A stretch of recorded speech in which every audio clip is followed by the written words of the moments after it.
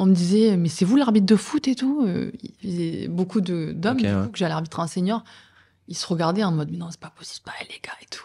C'est la meuf de qui, elle, et tout, machin. Ouais. Tu vois, que des trucs comme ça, où en fait, au final, après, ils baissent la tête. Ouais. Au début, tu vois, ils font les kékés, et après, quand tu leur serres la main et que tu les regardes droit dans les yeux, au final, il n'y a plus personne.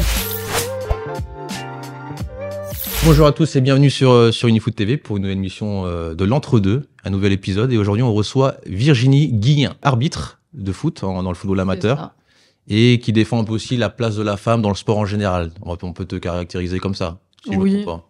plus ou moins. On va parler à peu près de ton parcours, parce que tu as un parcours très très riche. Alors j'ai fait plein d'enquêtes sur toi, d'enquêtes. J'ai regardé sur Internet, hein, c'est Google qui marche très bien. Tu as un parcours atypique, je trouve. Donc on va parler un peu de ton parcours, on va parler de ta transition vers l'arbitrage, et on fera une petite aparté sur la place de la femme dans le football. Parce qu'il y a beaucoup de choses qui est dites là-dessus. Donc je suis très content de te recevoir, parce que comme je disais en off, tu es la première femme qu'on reçoit chez nous.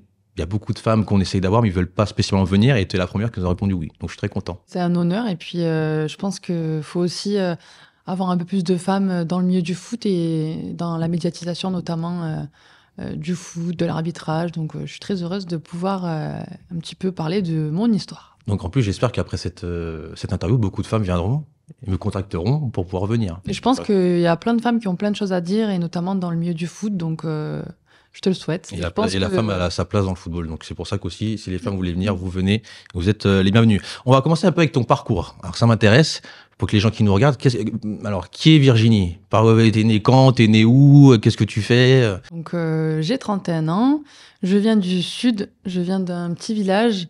J'ai grandi donc non loin de Montpellier.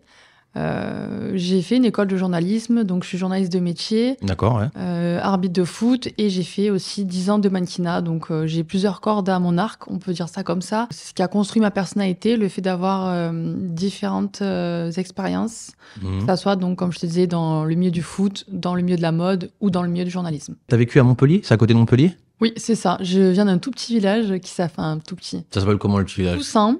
Poussin? Poussin. Poussant.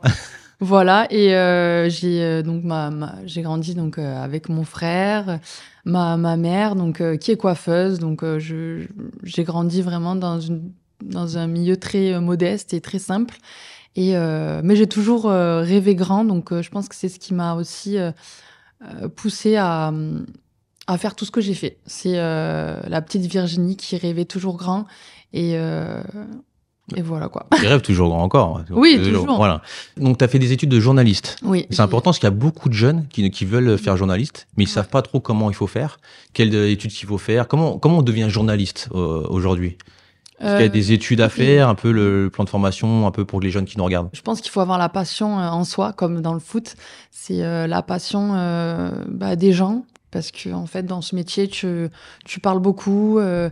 Il faut avoir beaucoup d'empathie. Il faut avoir aussi l'amour en fait de l'information, du partage en fait, partager. C'est vraiment un métier de partage, que tu partages des émotions, des histoires ou des infos. Et comment donc on devient journaliste? Tu as plusieurs manières de le devenir. Moi, en l'occurrence, j'ai fait une école à Marseille, l'IEJ, qui m'a permis du coup d'avoir... C'est après le lycée, c'est ça? Ouais, c'est ça. Ah, d'accord. Donc tu fais un parcours au lycée normal, ouais. et en après, gros, tu t'orientes vers... au début, je me suis un peu cherchée, et je suis allée à la fac pendant 1 an. J'ai fait une prépa à Sciences Po, école de journalisme, donc c'était en fac, donc c'était gratuit.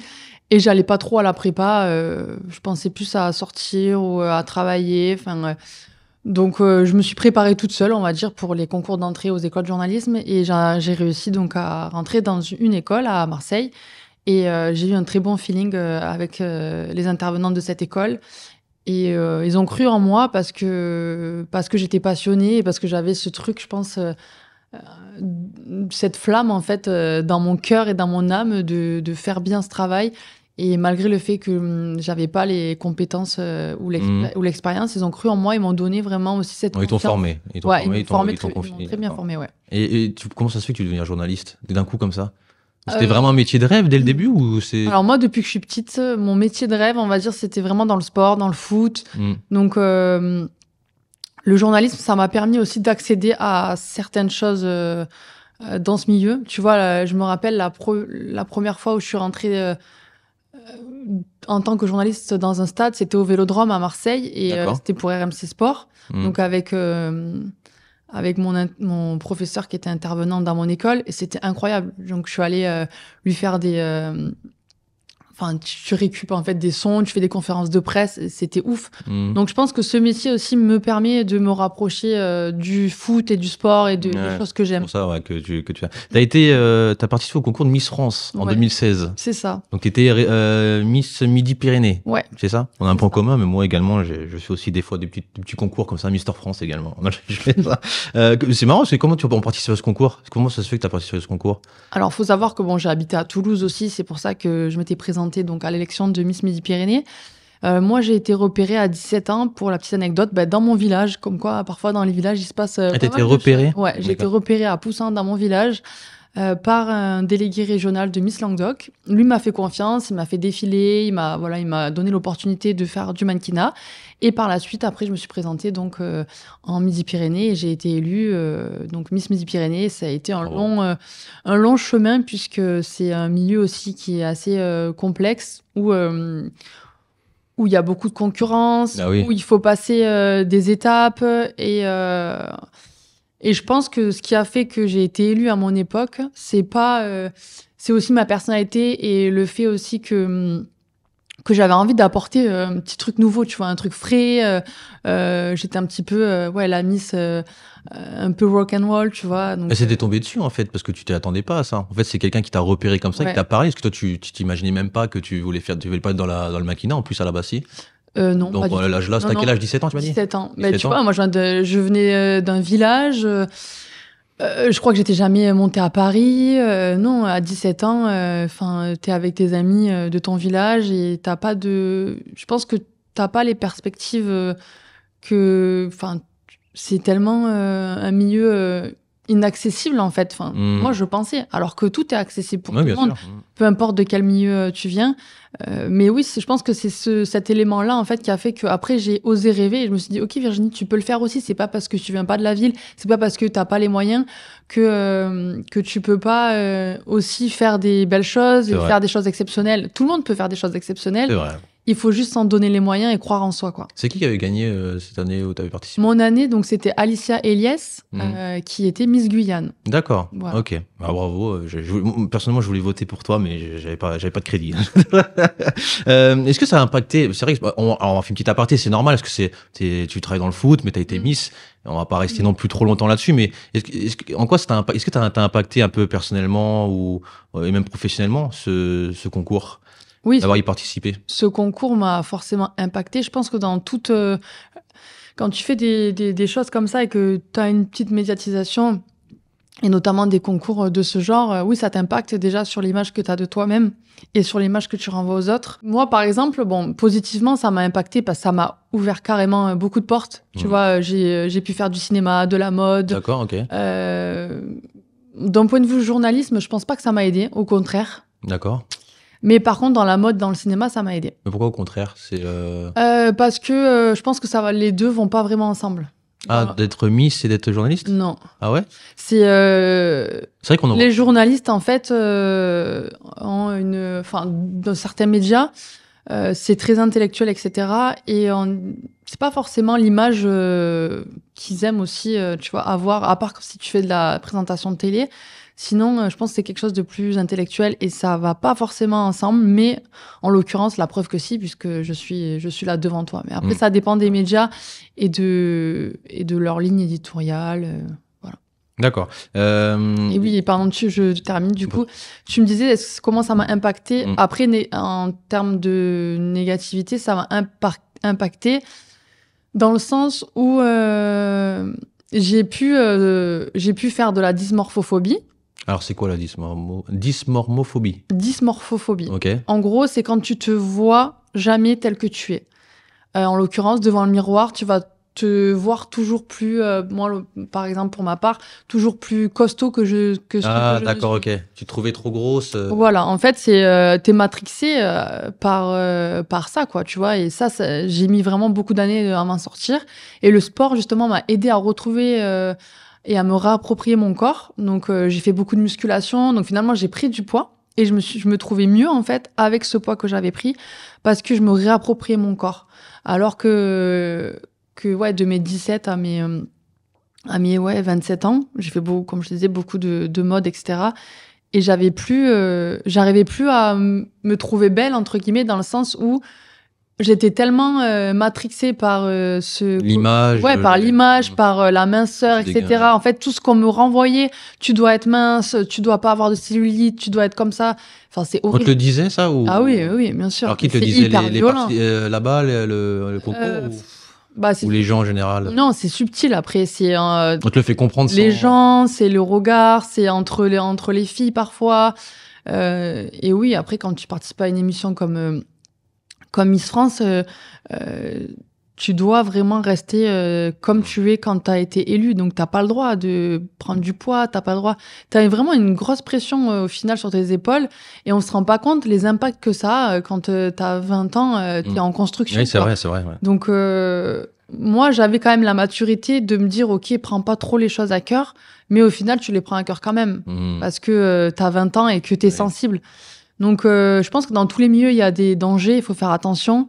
J'ai su un petit peu les contourner, mais psychologiquement, ça m'a laissé des traces aussi, tu vois, faut pas se mentir. C'est normal. Qu'est-ce que tu retiens de ce concours? Tu retiens quoi? Est-ce que, si tu veux conclure là-dessus, est-ce que tu as plus de négatifs, plus de positifs? Non, plus de positifs. Moi, c'est les rencontres. C'est ça qui t'a le plus marqué? Ah ouais, moi, c'est mes copines, moi, ce qui m'a marqué, c'est les rencontres que j'ai pu faire, que ça soit dans le comité Miss Languedoc, dans le comité Miss Midi-Pyrénées, à Miss France, mes copines. Mais je les aime trop, ces filles. Enfin, il y a certaines filles, elles sont exceptionnelles, elles sont inspirantes, c'est des guerrières, elles ont des histoires de vie compliquées, et elles sont là, elles sont proches des gens, elles sont sympas, elles se prennent pas la tête, et c'est des bombes atomiques, et tu vois, elles sont d'une simplicité et d'un naturel. Donc c'est une bonne expérience, quoi. Ouais, non, c'est une bonne expérience. T'es quand même fier d'avoir participé à ce concours. Qu'est-ce que t'en penses alors c'est petit aparté, il y a eu beaucoup de critiques envers ce concours. Voilà on renforce un peu le stéréotype sur la beauté féminine un peu, tu vois. On disait voilà la fille elle doit être comme ça, pour être belle elle doit être comme ça. C'est un peu toi. Est-ce que t'as peut-être eu des problèmes par la suite? Qu'est-ce que t'en penses sur ces critiques-là? Est-ce que t'es d'accord ou t'es contre? En l'occurrence, moi, tu vois, je suis pas la porte-parole du comité ou de la société Miss France, donc. On rédigeait la femme, vraiment un modèle type. Pour être belle, il faut être comme ça. Donc, tu vois. Moi, je suis pas d'accord dans le sens où, j'aimerais voir plus de diversité à l'écran et notamment dans ce concours, plus de femmes, plus rondes, avec des physiques différents, c'est clair. Mais je pense que ça va évoluer parce que là, on est en 2024, on est dans une ère où les gens osent aussi dire les choses et ouais, non, ça va évoluer. Après, ça reste quand même assez classique et malheureusement, c'est un concours aussi qui a des critères un petit peu, très sélectifs dans leur domaine, tu vois. Le milieu de la mode, c'est un milieu sans pitié, hein. C'est clair et net. Quand tu vas dans ce genre de choses, tu sais aussi que tu vas être utilisé, que ton image elle va être utilisée.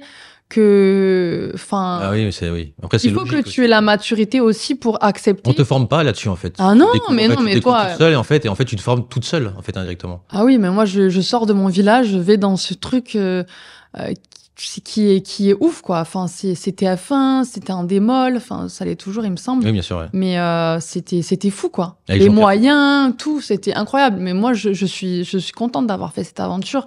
Mais psychologiquement, quand t'as 20 ans, tu vois, c'est compliqué. Moi, j'ai fait un gros down quand je suis rentrée chez moi dans mon village et que j'étais toute seule, que je savais même plus me faire à manger, tu vois. Ah ouais, d'accord. Pendant un mois, tu vas dans des hôtels de luxe, t'as des gens qui t'habillent, qui te maquillent, qui te coiffent, t'as des cadeaux, tu vois, t'as une notoriété, t'as beaucoup d'avantages, et quand tu rentres chez toi et que t'as plus ça, mais tu te dis, ok, elle est où la vraie Virginie, en fait? Je veux retrouver la vraie Virginie. Même, tu vois, t'arrives même plus à t'exprimer parce que tu sais plus ce qu'il faut dire, ce qu'il faut pas dire. Enfin, c'est compliqué quand t'as une image comme ça qui te colle à la peau, en fait, et puis c'est pas pendant un an, hein. Moi, ça fait 8-9 ans, et cette image, elle me colle encore à la peau, tu vois. Mais c'est OK, en C'est vrai vrai. que ça doit être compliqué à gérer. Mais t'inquiète pas, je te rassure, moi aussi, je suis pas bon cuisinier. Je sais pas cuisiner, donc, et toujours pas. Non. Pourtant, j'ai pas ton parcours. Et Jean-Pierre Foucault, il est gentil ou pas? Il est très gentil, Jean-Pierre Foucault. T'aimes bien? Moi, je suis fan de Ouais, Jean-Pierre Foucault. Je voulais te demander, j'aime bien, je suis grandi avec Qui veut gagner des millions, tout ça, donc. il est très professionnel. C'est quelqu'un qui a beaucoup de charisme. Comme beaucoup de gens que j'ai pu rencontrer à TF1, ils C'est vrai que c'est une sont bonne très expérience. pro. Ouais, ouais. C'est une bonne expérience. T'as travaillé à la Marine nationale. Ouais, j'ai travaillé 1 an. Dès que j'ai En tant que terminé mes journaliste? études, ouais, dès que j'ai terminé mes études de journalisme, j'ai fait 1 an dans la Marine nationale. Donc j'étais au ministère des Armées comme journaliste, rédacteur journaliste, rédactrice journaliste, et c'était une expérience particulière. D'accord. Je préfère le foot. Ouais. Voilà. T'as pas aimé cette expérience-là? J'ai Tu retiens quoi de cette expérience? j'ai aimé parce que ça m'a. Tu vois, je me suis dépassée. Tu passes des tests sportifs, tu passes des tests psychotechniques. C'est vraiment, tu te canalises, tu te cadres. C'est très. Ça te sert. Ça t'apprend la discipline, etc. Mais moi, je pense que je suis une âme un peu rebelle et j'ai du mal à me cantonner à comment te dire, À des règles, ouais. c'était un peu trop Oui, discipline, c'est trop ça? protocolaire en Trop fait. protocolaire. Les règles, c'est ok, tu vois, j'ai pas de souci à respecter les règles, mais trop protocolaire et ma personnalité, elle était trop éteinte en fait. D'accord, ok. Moi, je suis quelqu'un de jovial, j'aime bien échanger avec les gens, que tu sois commandant ou que tu sois un matelot, tu vois, j'aime pas faire euh, des différences. D'accord. Pour moi, je traite les gens de Et la là, même c'est façon, vrai que peu là-bas, tu pouvais importe. pas le faire. Non. Là-bas, tu pouvais pas le faire. Fallait, Non. d'accord. Non. Après, j'ai bien aimé. Hein. J'ai fait mon premier reportage sur le Latouche-Tréville, D'accord. qui est on appelle ça un bâtiment de guerre. En fait, c'est un bâtiment embarqué. C'est un navire qui accompagne souvent donc les sous-marins. Et j'ai fait des reportages dessus. C'était ouf, tu vois. Ok. Et j'ai mis en lumière donc ces hommes et ces femmes qui embarquent et qui partent dans des missions comme ça. C'est intéressant. Hein. C'est très très intéressant. Mais ça me correspondait pas. C'est pour ça que je suis Voilà, resté 1 an. t'es resté qu'1 an. Donc, en fait, donc, t'as fait journaliste, études de journaliste. Donc, t'es journaliste, mannequin, t'as préparé au concours Miss France, tu fais du sport, donc là, en fait, t'as touché à plein de choses, en fait. Ouais, bah, je pense que en vrai, pour te connaître vraiment, il faut que tu aies des expériences différentes. Tu vois, Qu'est-ce que ça apporte d'avoir des expériences différentes? Voilà, ça, ça t'apporte une ouverture d'esprit particulière, une empathie, une sensibilité aussi que tu développes. Mais après, tu sais ce que tu veux, tu sais ce que tu veux pas, tu sais ce que tu aimes, ce que tu n'aimes pas. Et je pense que, tu vois, moi, vraiment, j'ai envie de faire passer un message, c'est que j'ai pas envie que... j'ai toujours dit ça à ma mère, elle me dit, ouais, canalise-toi, Virginie. Je lui dis, mais moi, j'ai pas envie d'être dans une case, maman, en fait. Si j'aime le sport, si j'aime la mode, pourquoi je peux pas être mannequin et arbitre de foot? C'est quoi le problème, en fait? J'ai pas envie qu'on me mette dans une case. En fait, toi, tu fais en fonction de tes envies. Si un jour, Ouais. t'as envie, par exemple, d'être paysagiste, là, d'un coup, t'as envie d'avoir la main verte, tu dis, bah, moi, je vais aller faire Bah ça. ouais, pourquoi T'as pas pas? envie de rester dans... Non. Après, tu sais qu'il y a beaucoup de gens. Alors, moi, je suis un peu comme ça. Je suis quelqu'un qui, quand j'ai envie de faire un truc, je le fais. Et c'est vrai que, généralement, on te conseille l'inverse. On te dit, ouais, mais si tu veux d'abord Ouais, c'est vrai. réussir dans un domaine, concentre-toi sérieusement. Mm. Et c'est vrai que quand t'as tendance un peu, alors, moi, j'image un peu les choses. Je mets plusieurs cannes à pêche et je vois où que ça mord. Et puis, après, tu vois, je me concentre où ça mord un peu plus, Ouais. tu vois. Mais j'aime bien être un peu partout et tant que ça me plaît, je suis content. Mais donc, toi, t'es à peu près pareil. T'es un peu comme ça. Oui, c'est vrai. Après, je suis d'accord dans le sens où si tu veux vraiment exceller dans un domaine, il faut que ton énergie Ouais, et c'est ta ça. concentration, elle soit sur ce domaine. Moi, en l'occurrence, pour le moment, je gère ma vie comme ça et Ça te convient. ça fonctionne. Donc, je garde ce truc, tu vois. Mais moi, je me laisse dicter ma vie par personne. Si j'ai envie de faire du mannequinat, d'être arbitre de foot, ou demain, si j'ai envie de faire du cinéma, ben, je ferai du cinéma, en fait. Il n'y a rien ni personne qui m'empêchera d'être la femme que je veux être. C'est ça. Non, mais tant mieux. C'est Et t'as vrai raison. que j'ai une sacrée personnalité et que parfois ça déroute, tu vois. Je suis comme ça. Donc là, Je sais pas comment je suis même tes devenue comme ça. copines, les gens qui te Ah retrouvent, oui. ils te reprochent souvent. Ah oui, mais alors mes copines, elles me connaissent très bien, elles connaissent ma sensibilité, etc. Et elles me disent, ouais, Virginie, c'est ouf, toi. Enfin, on en rigole souvent, elles me disent le matin, t'es à Paris, l'après-midi, t'es, je sais pas moi, à Marseille, 3 jours après, t'es à New York, une semaine après, t'es à Dubaï. Enfin, tu vois, je bouge tout le temps, je vais dans là où j'ai des opportunités. Un jour, je suis dans le foot, 3 jours après, bah, tu me vois sur un défilé. 5 jours après, bah, s'il faut ouvrir des huîtres, j'ouvre des huîtres, tu vois, sur un marché, bien sûr. Je fais tout, moi, je suis un couteau suisse. Moi, tu vois, j'ai une vision business et tant que ça me rapporte de l'argent, je mets de l'argent de côté, j'assure mon avenir toute seule. Donc, voilà. Après, je m'éparpille pas non plus, tu vois, trop, mais je reste dans des domaines qui me plaisent et qui ont. Tant que tu es heureuse comme ça, c'est le principal. Ouais, d'être heureux. Si ça te plaît, tant mieux. On va passer un peu. Alors, ta passion dans le foot. Ah oui, Alors, on parle beaucoup. Hein. Oui, mais c'est tant mieux, c'est bien, très bien. On parlera de l'arbitrage juste après. Ok. Mais moi, ce qui m'intéresse, c'est ta passion pour le foot. Ok. Donc, est-ce que tu étais passionné? Tu étais en même temps quand tu étais dans ces métiers-là. Est-ce que tu pensais déjà au foot, déjà ou pas? Est-ce que tu étais déjà passionné aussi par le foot? Peut-être regarder des matchs, une équipe. Carrément. Alors, moi, j'ai toujours été passionnée par le foot depuis toute petite. D'accord. Seulement, en fait, l'inconvénient, c'est que, comme je t'expliquais, je viens d'un village, il n'y avait pas de club de filles dans mon village ou dans les villages alentours. Donc, j'ai jamais eu Je pense que j'ai eu cette frustration-là de me dire, OK, j'aurais voulu, tu vois, jouer, peut-être. Pourquoi pas Donc, tu étais passionné par le foot, mais alors, qu'est-ce qui t'a donné envie, qu'est-ce qui a fait que tu étais passionné par le foot? C'est de regarder des matchs, le fait de voir des gens jouer, comment ça s'est regarder des matchs à la télévision. T'as peut-être des frères, non? T'as pas de frères? Ouais, j'ai un frère. Mais il fait pas de foot. Alors, personne fait du foot à la maison? Non, pas du tout. Je suis. Voilà. Donc, t'as aimé comme ça, t'as vu des matchs? Non, mais personne fait du mannequin, personne fait du foot. Voilà. Moi, je suis. Généralement, c'est vrai que même pas, les enfants, soit ils ont soit le père ou le frère qui fait du foot, ou tu vois. Pas du tout. Tu vois, c'est ça qui est fou, c'est que j'allais beaucoup au stade ou à MHSC, donc au stade de la Mosson.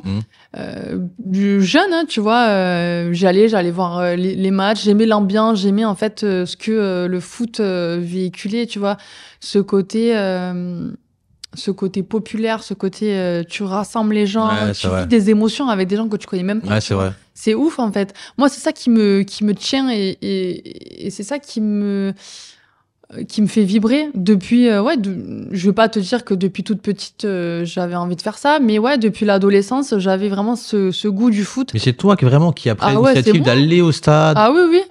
Mais personne m'a pris par la main et m'a dit allez viens, on va au stade. Non, pas du tout. Parce que moi, si je te dis j'aime bien la danse, c'est généralement soit j'ai ma soeur qui fait de la danse, ou soit j'ai un ami à moi, une amie à moi qui me dit tiens on va aller voir ça, il me force un petit peu, puis je découvre ça. Donc c'est rare, tu sais, que de moi-même j'y serais allé, tu vois. Peut-être que toi. Non, je réfléchis, en vrai j'ai même pas de film ou un truc, tu vois, qui a fait que après j'ai pu avoir vraiment ce goût du foot. Après, en école de journalisme, j'habitais vraiment à côté du stade Vélodrome. D'accord, ok. C'est aussi ça, ouais. Là. Ça m'a encore plus amené le truc où je me disais vas-y, j'ai envie aussi moi d'être sur le terrain, tu vois.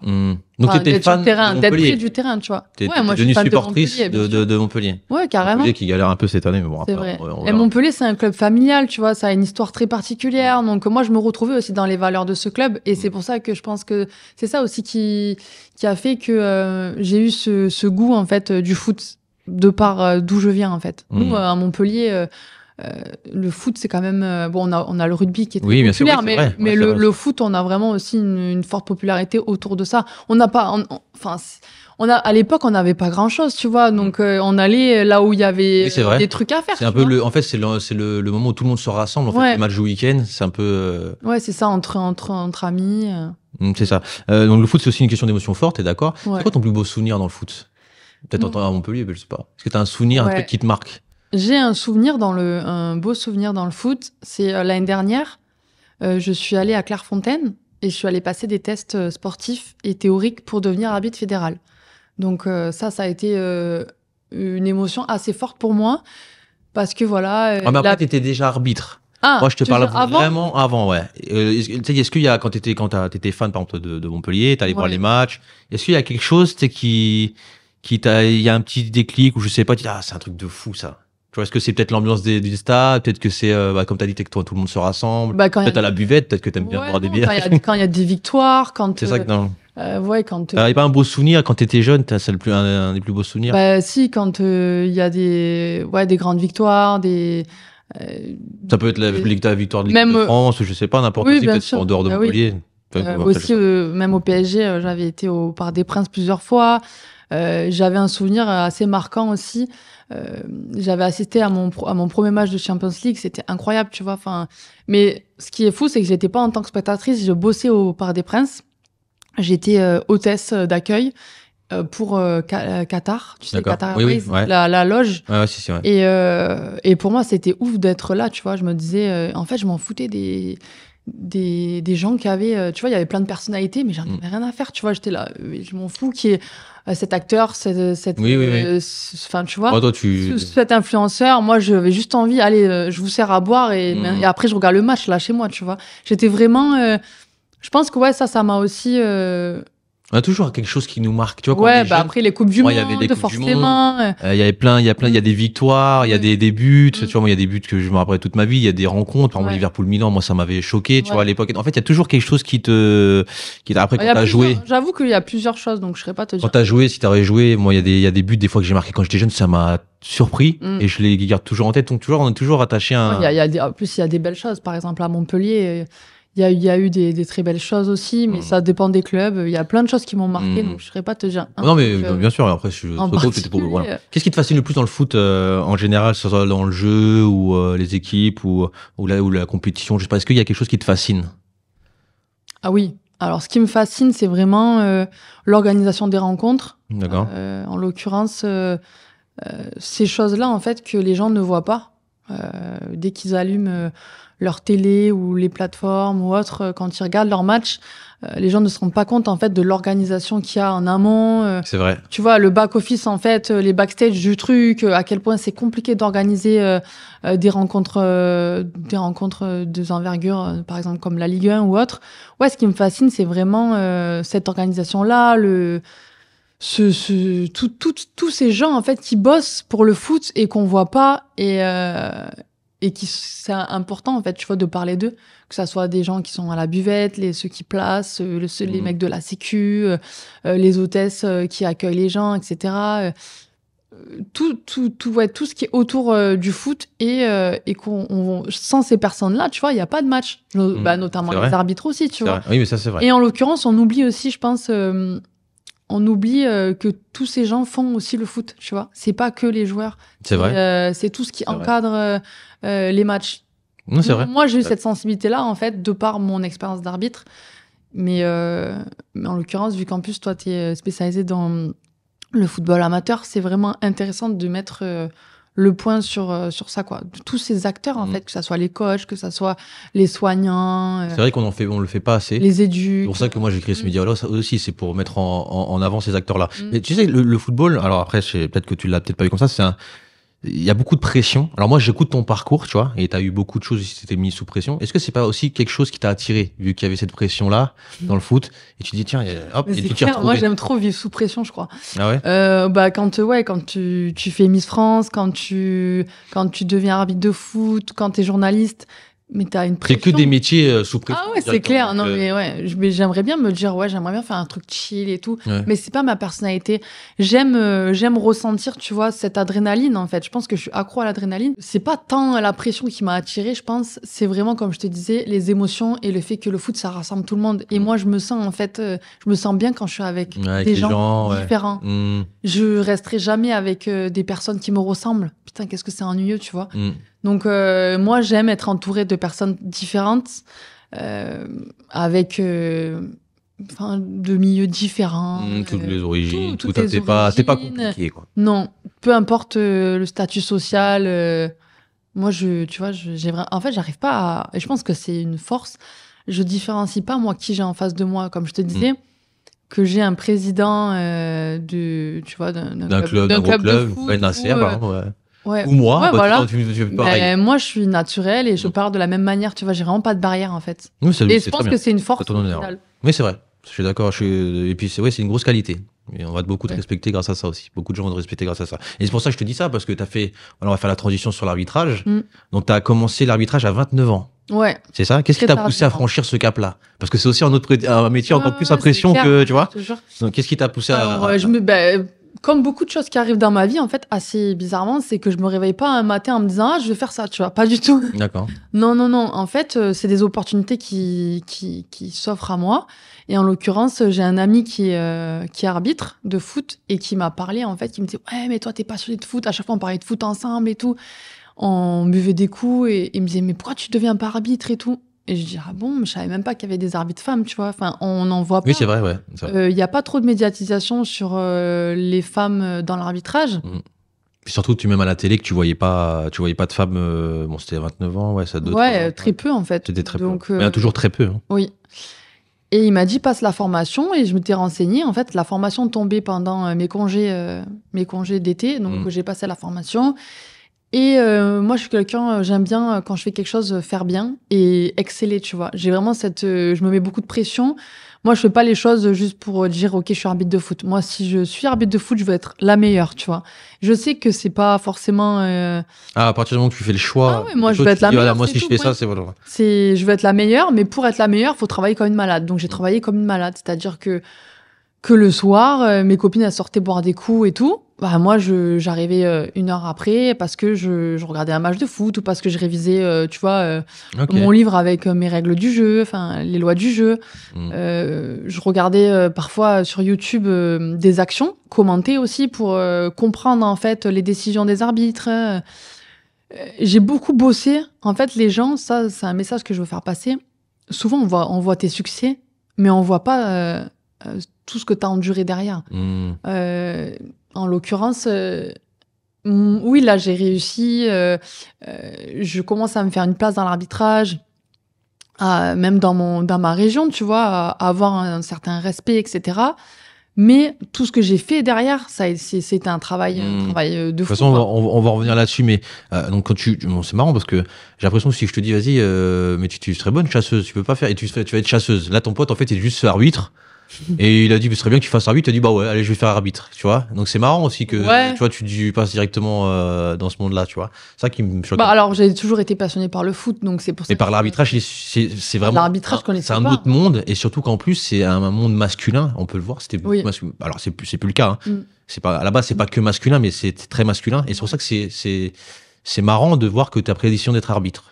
Tu vois, c'est ça qui me choque. Est-ce que comment tu gères ça? Parce que c'est vrai que tu dis c'est masculin. Est-ce que tu t'es posé la question? Attends, est-ce que je vais devenir arbitre? Est-ce que c'est vraiment un monde masculin?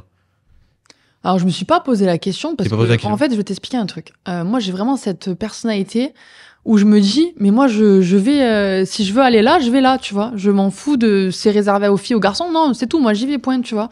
C'est, enfin, si t'es. Ça peut faire peur, tu vois. Mais moi, il y a rien qui me fait peur, clairement. Parce que si t'aurais vu que des arbitres filles, ça fait moins peur. Mais là, tu vois beaucoup d'arbitres que ces garçons, donc on se dit monde masculin. Ouais. Mais tu prends quand même le choix de vouloir passer le cap et de faire arbitre. C'est incroyable comment ça s'est passé dans ta tête, tu vois.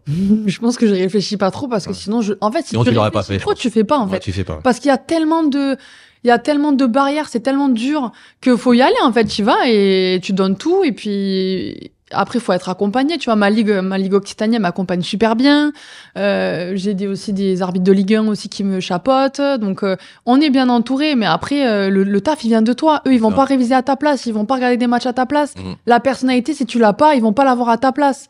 Donc, moi, j'ai vraiment cette ambivalence où j'ai vraiment le côté très doux, très sensible et le côté assez leader, tu vois.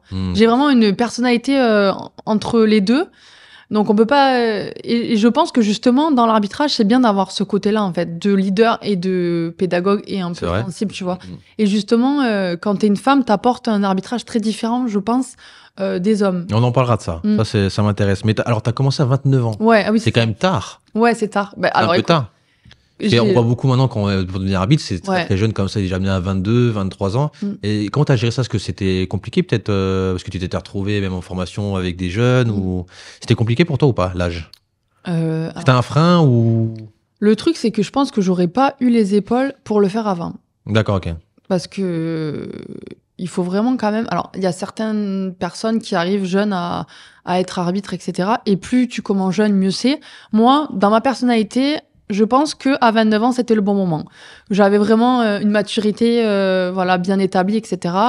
Une conscience professionnelle, une personnalité plus affirmée. aussi plus de temps pour m'investir en fait dans ce rôle-là. Ouais. Donc puis comme je t'ai dit, c'était une opportunité au final. Peut-être que si je l'avais eu avant, j'y serais allée avant ou pas, je sais pas. Oui, c'est vrai, c'est vrai. Et comment ça se passe le processus une fois que tu décides de devenir arbitre? Donc tu décides de devenir arbitre, comment ça se passe?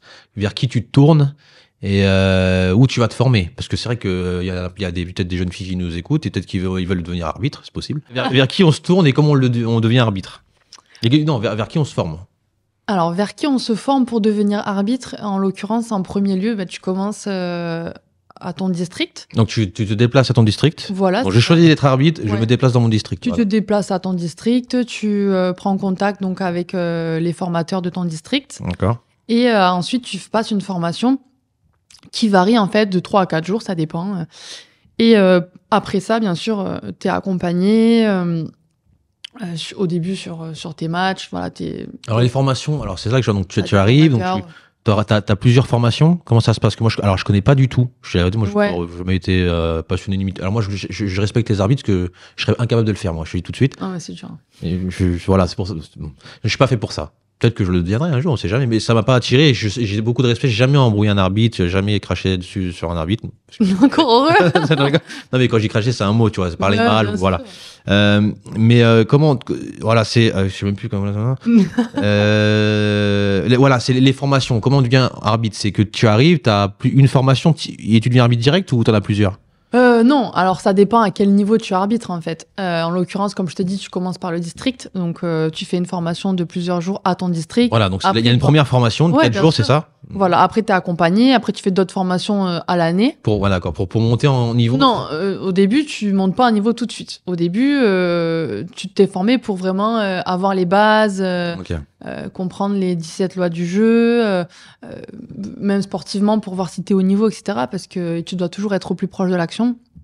Donc, ça se passe comme ça. Et ensuite, si tu veux monter, c'est pas toi qui décides, en fait. Si tu veux monter, si en fait, par exemple, la ligue ou la fédération voit en toi un potentiel d'aller plus haut, tu vois, Parce que d'abord, c'est le district, donc tu coaches, Ouais. tu arbitres en district. Oui. Et une fois que, voilà, pour passer après, c'est quand la ligue, après, c'est la ligue, C'est c'est ça, ça. qui t'appelle pour pouvoir Voilà. arbitrer là, d'accord. Mais il y a plein de Je pensais que catégories, c'était hein, comme les district, coachs, par exemple, il y a des formations, et en fonction de la formation, Non, tu peux c'est pas arbitrer. enfin, c'est pas oui, il faut que tu réussisses la formation, les tests sportifs, théoriques, il faut qu'en théorie vraiment tu sois une machine, etc. C'est pour ça que je travaille comme une malade maintenant. Enfin, tu vois, les lois du jeu, je les connais L'IFAB, par c'est cœur, ça, tu vois. l'IFAB. Pardon. L'IFAB, Ouais, ouais, c'est ça. l'IFAB. L'IFAB, pardon.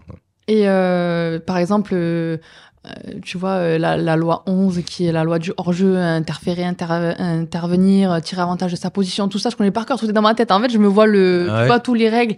Mais après, entre les règles et Le terrain. la réalité, c'est différent. Ouais. Donc, il y a aussi une perception, tu vois, une sensation et une personnalité aussi de l'arbitre. Hmm. Donc, c'est compliqué d'être arbitre parce que c'est pas, tu appliques pas que les lois du jeu. Bien sûr, tu fais ça, mais tu as une vraie personnalité, t'imposes quelque chose aussi. On dit souvent aussi, parfois, tu fais un peu de théâtre, tu vois. Ouais. Mais parce que tu es obligé, c'est toi qui. Bah, tu travailles sur ta personnalité, sur ta manière d'être aussi, c'est normal, parce que tu es dans un métier où c'est toi qui es maître un peu du terrain. Donc, bien sûr, Ouais. voilà. Et tu es responsable de la sécurité des joueurs. En fait, on se rend pas compte. C'est un métier de responsabilité. Tu Ah, vois, mais donc c'est normal. incroyable. On se rend pas compte justement des responsabilités qu'a un arbitre, que peut avoir un arbitre, que ça soit même un amateur ou après plus tard. C'est compliqué, franchement. C'est pour ça que les joueurs, dès petits, en fait, faut les sensibiliser, et les joueuses, les sensibiliser au respect de l'arbitre, à la compréhension, à la pédagogie aussi. Parce que sans arbitre, il n'y a pas de jeu, en fait. C'est ça. Donc, les gars ou les filles, C'est ce que je disais dans des émissions. Je détendez-vous, trouve que tu vois. c'est un luxe d'avoir des arbitres Mm. aujourd'hui, parce que si on n'aurait pas d'arbitre, les matchs, ça n'a rien à voir. Surtout dans notre football amateur aujourd'hui où il y a plein de problématiques. Donc c'est un luxe d'avoir des arbitres. Donc c'est pour ça, pour moi, il faut respecter les arbitres. Tu vois. Ouais. C'est super important. Je voulais te poser une question. Tu vois, pendant la formation, est-ce que tu t'es dit, j'aurais pas dû faire ça. J'aurais pas dû me lancer là-dedans. Non. Parce que t'es une femme, donc t'as dû en plus te former avec beaucoup de garçons. Ouais, mais moi, je suis bien. Peut-être je suis qu'on à t'a l'aise avec fait les des garçons. reproches, peut-être on t'a vu sur un autre angle, tu vois. Non. Peut-être qu'il y a des choses qui t'ont embêté aussi. Alors moi, faut savoir que dans C'est un monde très masculin, donc une femme qui arrive dans un Oui. monde très masculin, peut-être que tu dis, ah, en fait, ouais, je suis pas à ma place. Non, mais ça, c'est ce que tu vois. Si tu te dis ça, t'es pas à ta place. Mm. C'est juste une manière de penser. Si tu te dis, ok, je suis à ma place dans le foot, bah t'es à ta place dans le foot en fait. C'est Moi, j'ai toujours eu cette faculté à me dire, mais que je sois une femme ou un homme, bien sûr que c'est plus difficile quand t'es une femme. On va pas se mentir. Mm. Mais à un moment donné, arrête de te victimiser et va au-devant, en fait. Moi, je suis pas une victime. Oui, je suis une femme, mais c'est pas parce que je suis une femme, que je suis 1m80 et que je suis blonde, que je vais me victimiser en mode, mais j'ai pas ma place. Ouais. Non, si si je suis là, c'est que j'ai ma place et c'est que je travaille pour l'avoir, en fait. Donc, je reste ici, point que ça plaise ou pas. Après, oui, bien sûr, j'ai eu du sexisme. Je vais pas te mentir. Au début, quand j'ai commencé, que j'étais en district, c'était carnage, tu vois. Ah, là, pendant les matchs, c'était, hein. Ah, mais oui. Et pendant les formations, t'as Mais non, rien. les formations, c'est encadré, ça se passe super bien. On te regardait, non, mais on te regardait pas un peu bizarrement, même à la formation, on se dit, attends, Ah une bah, femme qui vient. C'est ça, en fait, tu vois. Attends, Ah, une mais femme, elle arrive, et tu devais être la seule fille, non? T'avais quelqu'un? à ma formation, il y en avait une autre. Vous étiez deux. Ouais, Donc, une ancienne est-ce joueuse. qu'on vous regardait bizarrement? Parce qu'il y avait que des garçons, on regarde, qu'est-ce qu'ils foutent là? Ouais, oui. Et après, quand tu vois, au test, t'as des bonnes. Quand physiquement, sportivement, t'envoies. Tu gagnes ton respect, en fait. Ouais, carrément. Quand en théorie, tu lèves la main et tu casses tout parce que t'as tout appris par cœur, machin, etc. Quand t'as une vision aussi différente, que tu oses l'amener, bah après, au final, tu te mélanges, en fait, tu Oui. vois. Oui, je pense que la session, en fait, entre les hommes et les femmes, elle se fait. Elle se fait entre guillemets naturellement, mais après, au final, quand tu rentres dans le game, entre guillemets, après, c'est bon, quoi. Hmm. Tu te fais respecter et puis voilà. Tu te souviens de ton premier match ou pas en tant qu'arbitre? Oui, je me souviens. Et alors? Ah bah, c'était compliqué. Ah ouais? Ouais, parce que je pense que j'ai été jetée trop vite dans la gueule du loup, moi, clairement. Ok. J'étais donc arbitre central au début. Ah, t'as commencé directement arbitre central. Ouais, direct. T'as pas mis Premier juge match de arbitre touche? central. Bam. C'était en quelle catégorie? 15, c'est ça? C'était U15, si je me rappelle bien. Ouais, c'était U15, T'as ouais. vu, je connais mieux ton parcours Ouais, que ouais. toi. Je rigole. Ouais, c'est ça. C'était U15, ouais. Ouais. Des clubs de Montpellier. Mais en fait, ouais, ça a été Pourquoi compliqué. t'es dans la gueule du on t'a jeté que tu dis, on t'a jeté Bah, comme ça? parce que j'avais jamais arbitré de match de Et ma tu te vie. sentais pas prête et on t'a Non, mis mais comme. non, bien sûr que non, mais tu peux pas être prêt, c'est impossible. Non. Quand t'as jamais, en fait, ce qu'il faut savoir, c'est que s'il y a que l'expérience qui te permet en fait d'avoir cette confiance après C'est vrai, je suis d'accord avec toi. et cette légitimité. Quand tu démarres au début, il y a tellement de choses à faire. T'as les feuilles de match, checker les équipements, les terrains, les coachs, les joueurs. En fait, t'as tellement de choses à penser que c'est compliqué, tu vois, d'être dans ton match alors que t'essaies d'anticiper des trucs aussi, tu vois. Donc ouais, le premier match, il était compliqué parce qu'il y avait un manque d'expérience, tu vois, ce qui est normal. Émotionnellement très compliqué parce que même si c'est un match de jeunes, Ouais. bah ils sont Bah, c'est la compétition. tu vois, ils sont grands, ils en imposent, c'est des mecs, voilà, s'ils viennent vers toi et en l'occurrence qui T'embrouilles, ouais, non, on va pas dire t'embrouille, mais qui. Ouais, qui remettent en cause tes décisions, voilà, d'accord. Ok. c'est pas pareil, tu vois. Là maintenant, c'est ok, t'as je sais compris. gérer, mais au début c'est compliqué. C'était une mauvaise expérience. Le premier match était horrible. T'as envie d'arrêter après par la suite? Mais ou pas oui, j'ai appelé, j'ai dit c'est bon, je vais plus jamais faire ça de ma vie. T'as vu le foot, c'est compliqué, hein. T'as vu la mentalité ouais. sur le terrain? C'est Mais incroyable. bien sûr. Même en jeune, hein. Ah oui, bah surtout en jeune, parce que après j'ai fait plein de matchs de seniors à différents niveaux. Je suis allée jusqu'à la Ligue 2 féminine, donc la D2, et c'est pas la même mentalité. Tu vois la différence vraiment Ah bah entre oui. le monde. Mieux encadré, tu vois. Mieux encadré. T'as même plus de respect envers les arbitres quand tu montes ou. Bah, ça dépend des C'est pas clubs, la même je peux chose. pas faire une généralité, tu vois. Mais plus tu montes dans les niveaux et mieux t'es encadré. Mais moi, plein de fois, je me suis dit, en vrai, je craquais des fois, tu vois. Pas devant les joueurs et tout, mais je rentrais chez moi, je craquais, je pleurais, je me dis, putain, je vais jamais y arriver. Pourquoi j'y arrive pas? C'est peut-être pas fait pour moi. Je me disais, mais non, je vais pas, en fait. Et en plus, pour la petite anecdote, moi, je suis arbitre du MHSC, donc je suis référencée au club de Montpellier. Donc je me disais, putain, je peux pas, non, en fait, tu vois, genre, j'ai un club qui me soutient quand même, c'est quand même le MHSC, c'est pas rien. Je peux pas me permettre, tu vois, de chialer et de me dire, non, je suis trop sensible, je suis trop fragile, je peux pas, j'ai pas ma place. Ah ben je me le suis dit, oui, plein de fois, j'ai pleuré, laisse tomber, c'était horrible. Hein. Et après, je reviens, en fait, tu travailles, tu reviens plus forte que jamais, quoi. Et après, c'est bon, c'est OK. Là, maintenant, nickel, je gère tous les conflits. Tranquille, maintenant, c'est bon. Une psy, une assistante sociale, une arbitre de foot, tu fais tous les métiers. Mais c'est là que tu vois quand même le mal-être qu'il y a dans le foot amateur. Et c'est pour ça que aussi je fais des émissions et on a souvent des problèmes là-dessus. Déjà, t'imagines, en U15, t'arbitres en U15. Mais moi, tu fais un match et t'as déjà plus envie d'arbitrer. Ah, mais t'imagines, oui, c'est incroyable quand même. Mais moi, c'est les mamans, hein, qui m'ont mis la misère. C'est pas tant les joueurs, tu vois, parce que bon, les joueurs, ils sont relous, c'est le contour, c'est l'extérieur. Ouais, les supporters, c'est beaucoup les mères. Et c'est marrant ce que tu dis, parents, tu vois. T'as dit les mamans. Ouais, bah ouais. C'est beaucoup les femmes qui te... Ah ouais, ouais. Plus que les hommes. Ouais. Incroyable. Alors les hommes, j'ai entendu des fois ouais, nanana, ils râlent. Les femmes, elles râlent pas, elles t'insultent. Tu sors de là, tu te sens comme une sous-merde, donc tu vois. Ils t'insultaient pendant les matchs. Ah ouais, moi, les femmes, les mères de certains... Sur ce premier match, ils t'insultaient. Ouais, mais sur d'autres aussi. Tu sors et elles sont derrière le crèche, elles t'insultent. Mais elles t'insultent. C'est incroyable. Ouais, mais oui, mais alors que, tu vois, il n'y a pas de... C'est du district, enfin, il n'y a pas d'enjeu. Enfin, je veux dire, oui, ok, bien sûr qu'il faut bien faire son travail.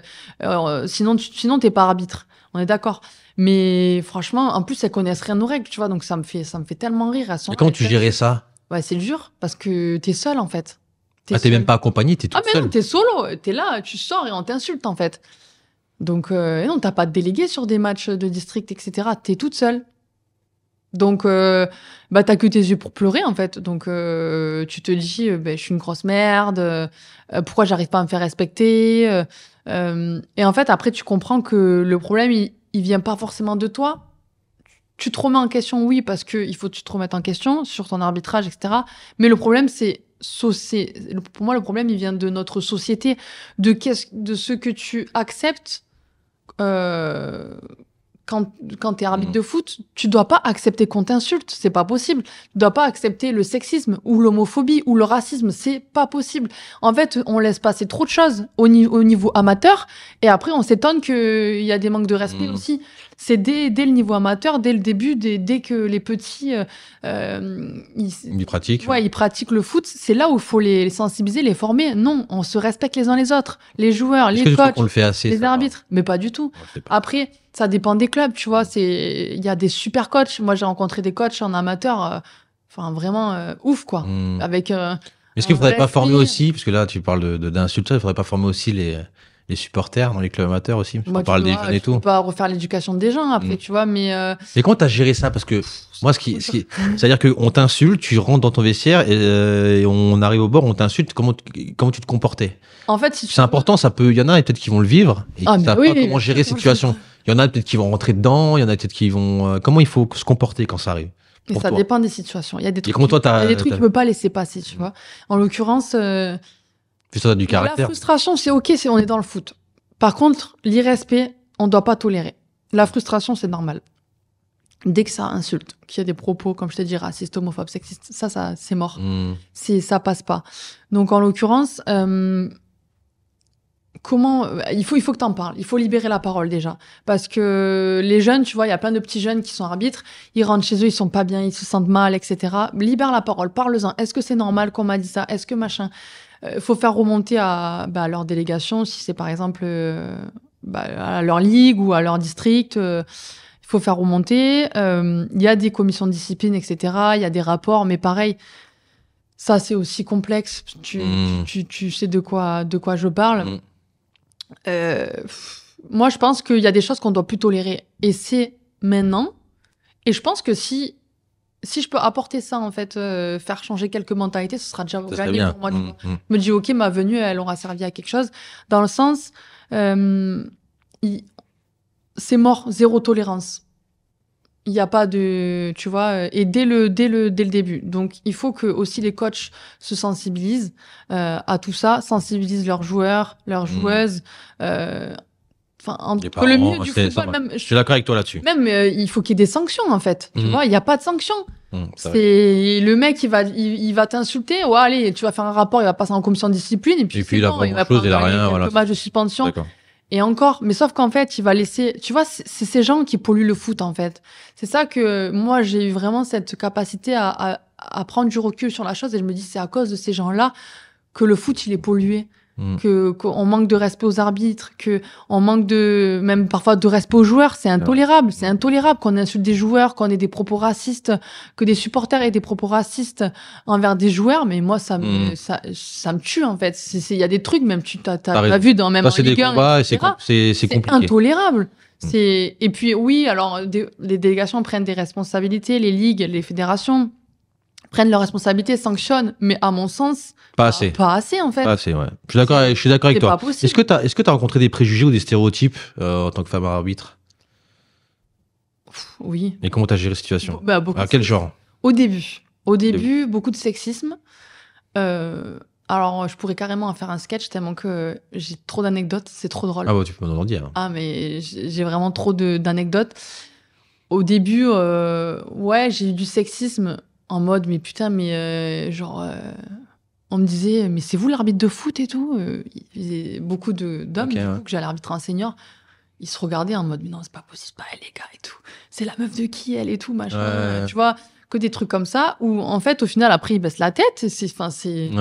Au début, tu vois, ils font les kékés, et après, quand tu leur serres la main et que tu les regardes droit dans les yeux, au final, il n'y a plus personne. Ils font un peu les beaux, mais après, c'est bon, tu vois. Et pareil pour les femmes aussi. Oui, j'ai eu des... Alors, quand j'arbitre des filles, j'ai moins forcément ce rapport... au début, moi, c'est plutôt avec les supporters. C'est pas tant...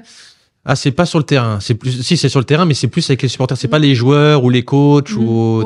Alors, les joueurs, pas trop, bizarrement. Les hommes m'ont toujours plus ou moins respecté dans le foot, dans l'arbitrage, parce que... Je pense moi, je suis assez discrète quand même aussi, donc je suis pas là pour... Tu dégages aussi quand t'arrives, tu te dis, tu vois, elle est pas... Enfin, je suis discrète dans le milieu du foot. Après, dans la vie de tous les jours. Dans ma vie privée, etc. Oui, mais voilà, quoi. Mais non, j'ai une petite anecdote, si tu veux. Il y a un truc qui m'a vraiment blessée. Et ça, je pense, quand t'es une femme, mais aucun homme peut dire ça, tu vois. Il y a que moi, qui suis une femme, qui peut te dire ça. J'arrive sur un match... Et j'entends dans les tribunes comme dit pourquoi tu vas pas faire un mime au lieu d'arbitrer ou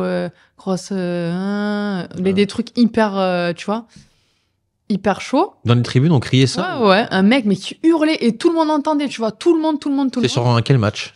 Un match garçon? Ouais, c'était des seniors. En senior, ouais. Non, c'était pas en jeune, hein, d'accord, en senior. Et donc, les joueurs entendent, les coachs, etc., tout le monde. Et plusieurs fois, en fait, il revient de manière récurrente, ce mec, en fait, qui... Il crie ça dans le stade. Et qui hurle, tu vois. Qui hurle. Et personne ne fait rien. Et là, ce match-là, j'étais donc arbitre assistante 1 à la touche. Et à un moment donné, j'arrivais même plus à me concentrer. Le mec, il hurlait tellement qu'il m'insultait que, tu vois, même si je reste focus, à un moment donné... Je suis pas là non plus pour me faire humilier devant tout le monde, tu vois.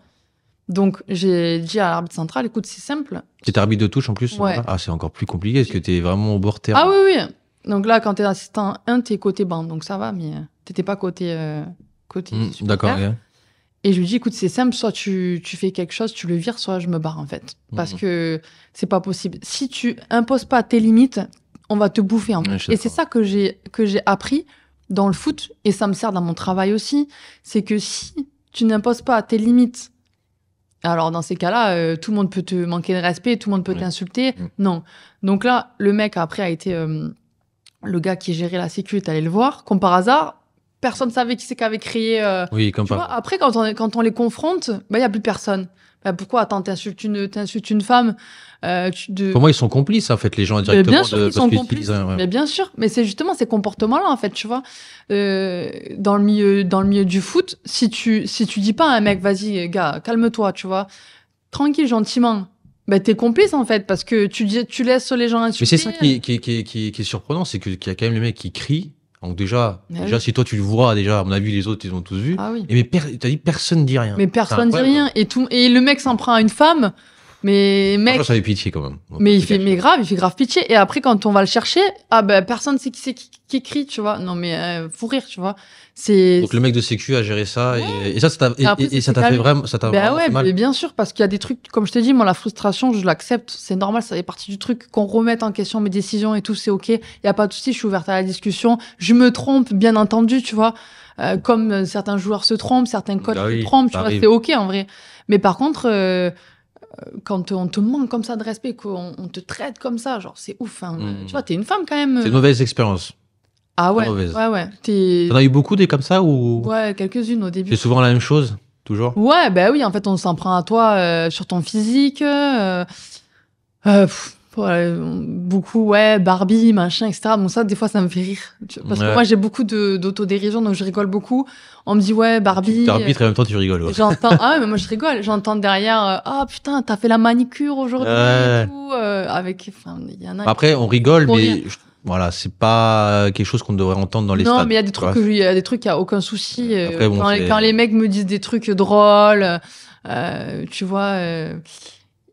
Franchement, moi, je suis vraiment cool. Je me prends pas la tête, je me prends pas au sérieux. Tu te prépares déjà à ça. Tu sais très bien que tu vas avoir des remarques un peu sur ça. On va te faire des petites phrases comme ça. Oui, mais ça, c'est OK. Ça me fait rire, tu vois.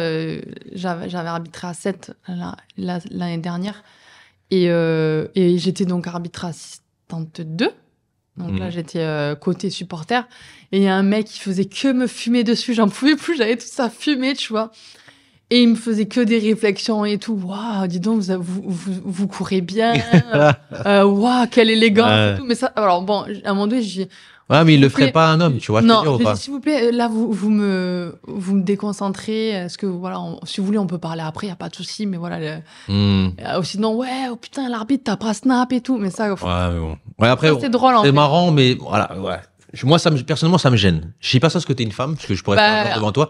Personnellement, si c'est quelqu'un de mon club, en fait, je pars sur le principe que si tu le fais pas au garçon, tu dois pas le faire à la femme. Ah non, mais ça c'est sûr. En fait, là, t'es sur un match. Nous, les filles, pas à la on se met derrière la grille. Exactement. Et on dit, putain, franchement, tu cours T'as tout compris. C'est pour ça que. Petit cul, hein. Voilà, tu vois, c'est pour ça que je pense aussi à l'inverse, et moi, ça m'aurait pas plu, personnellement.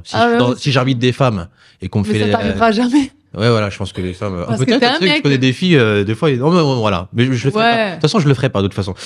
Alors, j'ai une question sur terrain. Je parle vraiment des joueurs et des coachs. On parle pas des supporters.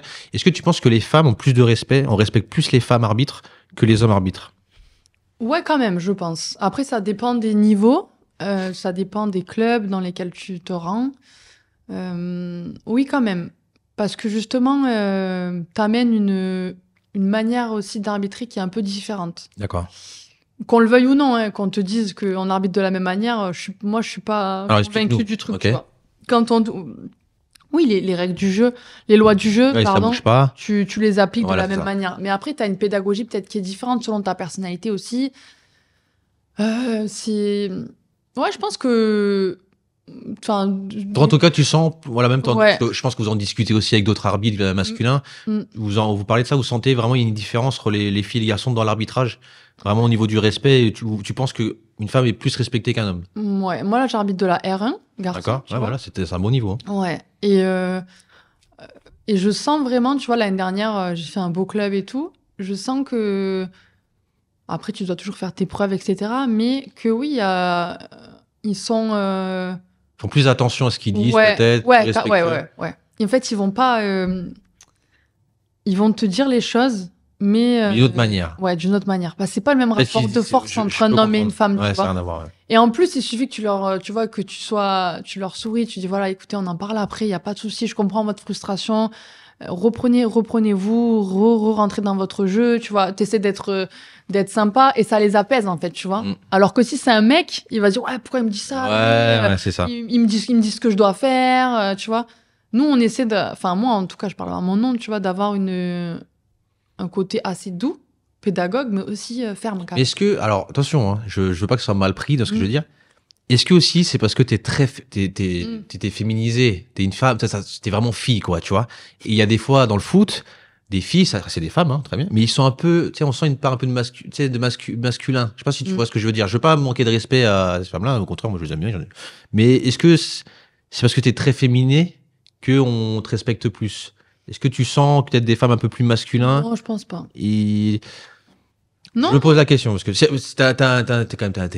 une belle femme, t'as un physique qui est, tu vois, t'es mannequin, tu vois, je veux dire, tu vois, peut-être qu'ils ont peut-être plus de respect, ils se voient peut-être je sais pas, je me pose des questions, tu vois.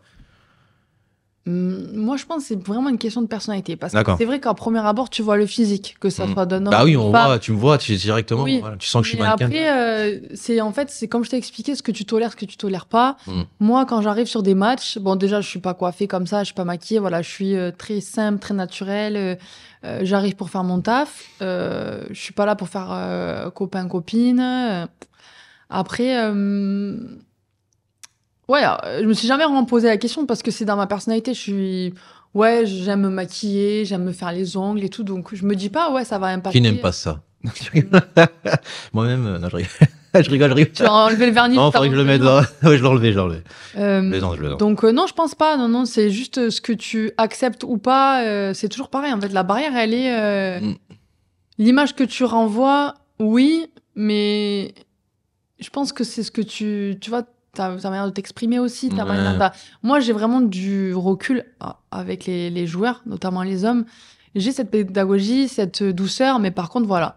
Mec, voilà, je suis pas ta copine, tu me respectes, Tu mets des barrières. En fait, tu mets ton cadre. Ouais, voilà, c'est normal. T'as fait fille-garçon. Ouais. Alors, c'est une question un peu technique. Est-ce que tu t'arbitres de la même façon? Est-ce que tu vois les fautes? Parce qu'en fait, il y en a qui disent qu'une femme, quand elle arbitre, elle n'arrive pas à juger la faute de la même façon. Par exemple, tu vois. Ah bon? Alors, non, mais, par exemple, une femme, elle va avoir un petit contact, elle va dire faute directe. Un homme, il voit un petit contact, il va dire c'est rien, tu vois. Est-ce que c'est vrai ou? Non, ça dépend de ton seuil Parce que de tolérance. les contacts sont beaucoup plus intenses au foot masculin que chez les femmes. Tu trouves pas? Oui, quand même. C'est pas faux. Après, des fois, un coup, il est x10 et chez une femme, c'est peut-être 2, tu vois. Ça dépend des niveaux. C'est pas. Mais pour toi, tu arrives à faire. Qui peuvent être similaires et d'autres qui sont vraiment très opposés. Est-ce que c'est. Non, je pense pas que ça. Non, moi, c'est une question. Non. C'est. Ok. Bon, après, c'est. Après, oui, c'est sûr que, par exemple, tu vois, quand j'arbitre de la R1 garçon, le jeu est plus. Comment te dire, ça va plus vite en fait. Tu vois. C'est ça. Bim, bim. Moi, donc, en fait, il faut vraiment que ta concentration et vraiment que tes décisions, que tu les prennes peut-être plus rapidement que quand j'arbitre de la Ligue 3 féminine. Bien sûr. Ou de la D2, et parfois le jeu est un peu plus long, tu vois, mais elles restent quand même très techniques, les filles. Non, mais je suis d'accord avec toi. Mais pourquoi je te dis ça? Parce que moi, je connais des coachs, il y avait des arbitres femmes qui arbitraient, et en fait, quand il y avait une faute, mais c'est une femme, c'est normal qu'elle siffle, parce que pour elle, vas-y, en fait, c'est du foot, quoi, c'est pas de la danse, tu vois ce que je veux dire ou pas? Ouais. Donc je me suis dit, je voyais beaucoup de réflexions comme ça des fois, et je me suis dit peut-être que. Non. Là, justement, j'arbitre avec des arbitres fédérales, donc souvent elles sont au centre. Et je les assiste en assistante 1. Et non, il y en a, elles laissent beaucoup jouer. Hein. Tant pis, elles tombent. Des fois, comme des dominos, elles tombent toutes, mais c'est pas grave. Hein. Et puis, si vraiment tu vois qu'elle s'est pris des tacles, etc., tu sanctionnes. Mais sinon, le foot, c'est un sport de contact. Hein. C'est clair, c'est pas de la danse. Donc, les filles, elles le savent très bien hein, quand elles se mettent au foot que tu vas te prendre des coups, quoi. Bon, c'est comme ça. C'est une manière différente d'interagir avec les joueurs, les coachs sur les matchs quand on est une femme ou pas? Ouais, je pense. Pareil, comme je te dis, c'est toujours le seuil de tolérance. Parce qu'il y a des coachs qui sont hard quand même. Hein, franchement, tu dois avoir beaucoup quand même. Ouais, il y en a certains, ils sont insupportables. Franchement, il y a des fois, tu en rencontres, ils sont tout le temps en train de râler, tout le temps en train de gueuler, de réclamer, de réprimander. Et en fait, ils te polluent en fait aussi. Tu vois, ils te polluent ton jeu, t'as la fluidité de ton jeu. Parfois, ils essaient de te couper des actions, etc. Mais après, c'est à toi de recadrer aussi. Donc, ouais, je pense que parfois, quand j'y vais, je leur dis, allez, écoutez, on en parle après. Ça te choque ça ou pas dans le foot amateur quand tu vois beaucoup de coachs comme ça qui... Ça me choque. Au début, oui. Maintenant, c'est la routine. C'est la routine. Maintenant, c'est la routine. Mais après... Est-ce que tu vois pas un mal-être quand même? Il y a un gros mal-être quand tu vois des coachs comme ça qui... Surtout qu'il y a des jeunes à côté. Et que tu vois des générales, des mecs de l'armée limite, tu vois, t'as l'armée, on dirait des mecs qui se prennent pour je sais pas qui crient et qui disent des mots qui sont inappropriés en face de jeunes. Est-ce que c'est pas des choses, tu te dis, putain, c'est un truc de fou quand même. Le foot, il est tombé bas quand même, tu vois. Je pense que ça a toujours existé, hein, ce côté-là. Moi, je trouve moins qu'avant quand même. Ah ouais? Moi, j'étais joueur, et je me rappelle, moi, mes anciens éducateurs, Ouais. il y avait quand même une forme de respect. Ok. Là, alors, c'est peut-être dans les grandes villes qu'on voit beaucoup plus de choses comme ça. Moi, je travaille Ouais. en province. Mais là, je vois aujourd'hui les générations et tout, sur les bords de terrain, c'est incroyable. Après, peut-être que voilà, c'est pas partout pareil. Ouais, ça dépend des niveaux, etc. Je pense.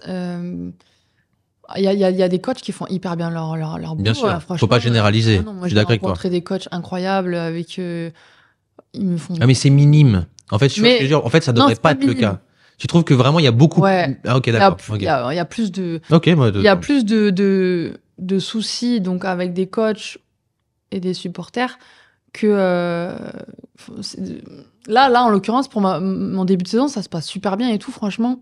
Bon, je suis assez surprise. Je me dis, bon, c'est quand que je vais avoir un match où il va y avoir un problème, quoi. Parce que j'ai tellement été mal habituée, en fait. Peut-être plus de problèmes dans les districts que dans les ligues, peut-être. Ah non, c'est pareil. Là, je suis en ligue, c'est pareil. Mais, enfin, après, on a des délégués, c'est un petit peu encadré. Donc, on n'est pas seul, en fait, face à. On n'est pas seul à faire la police, tu vois. On a d'autres personnes qui nous aident. Donc, c'est plus facile. Mais c'est vrai que.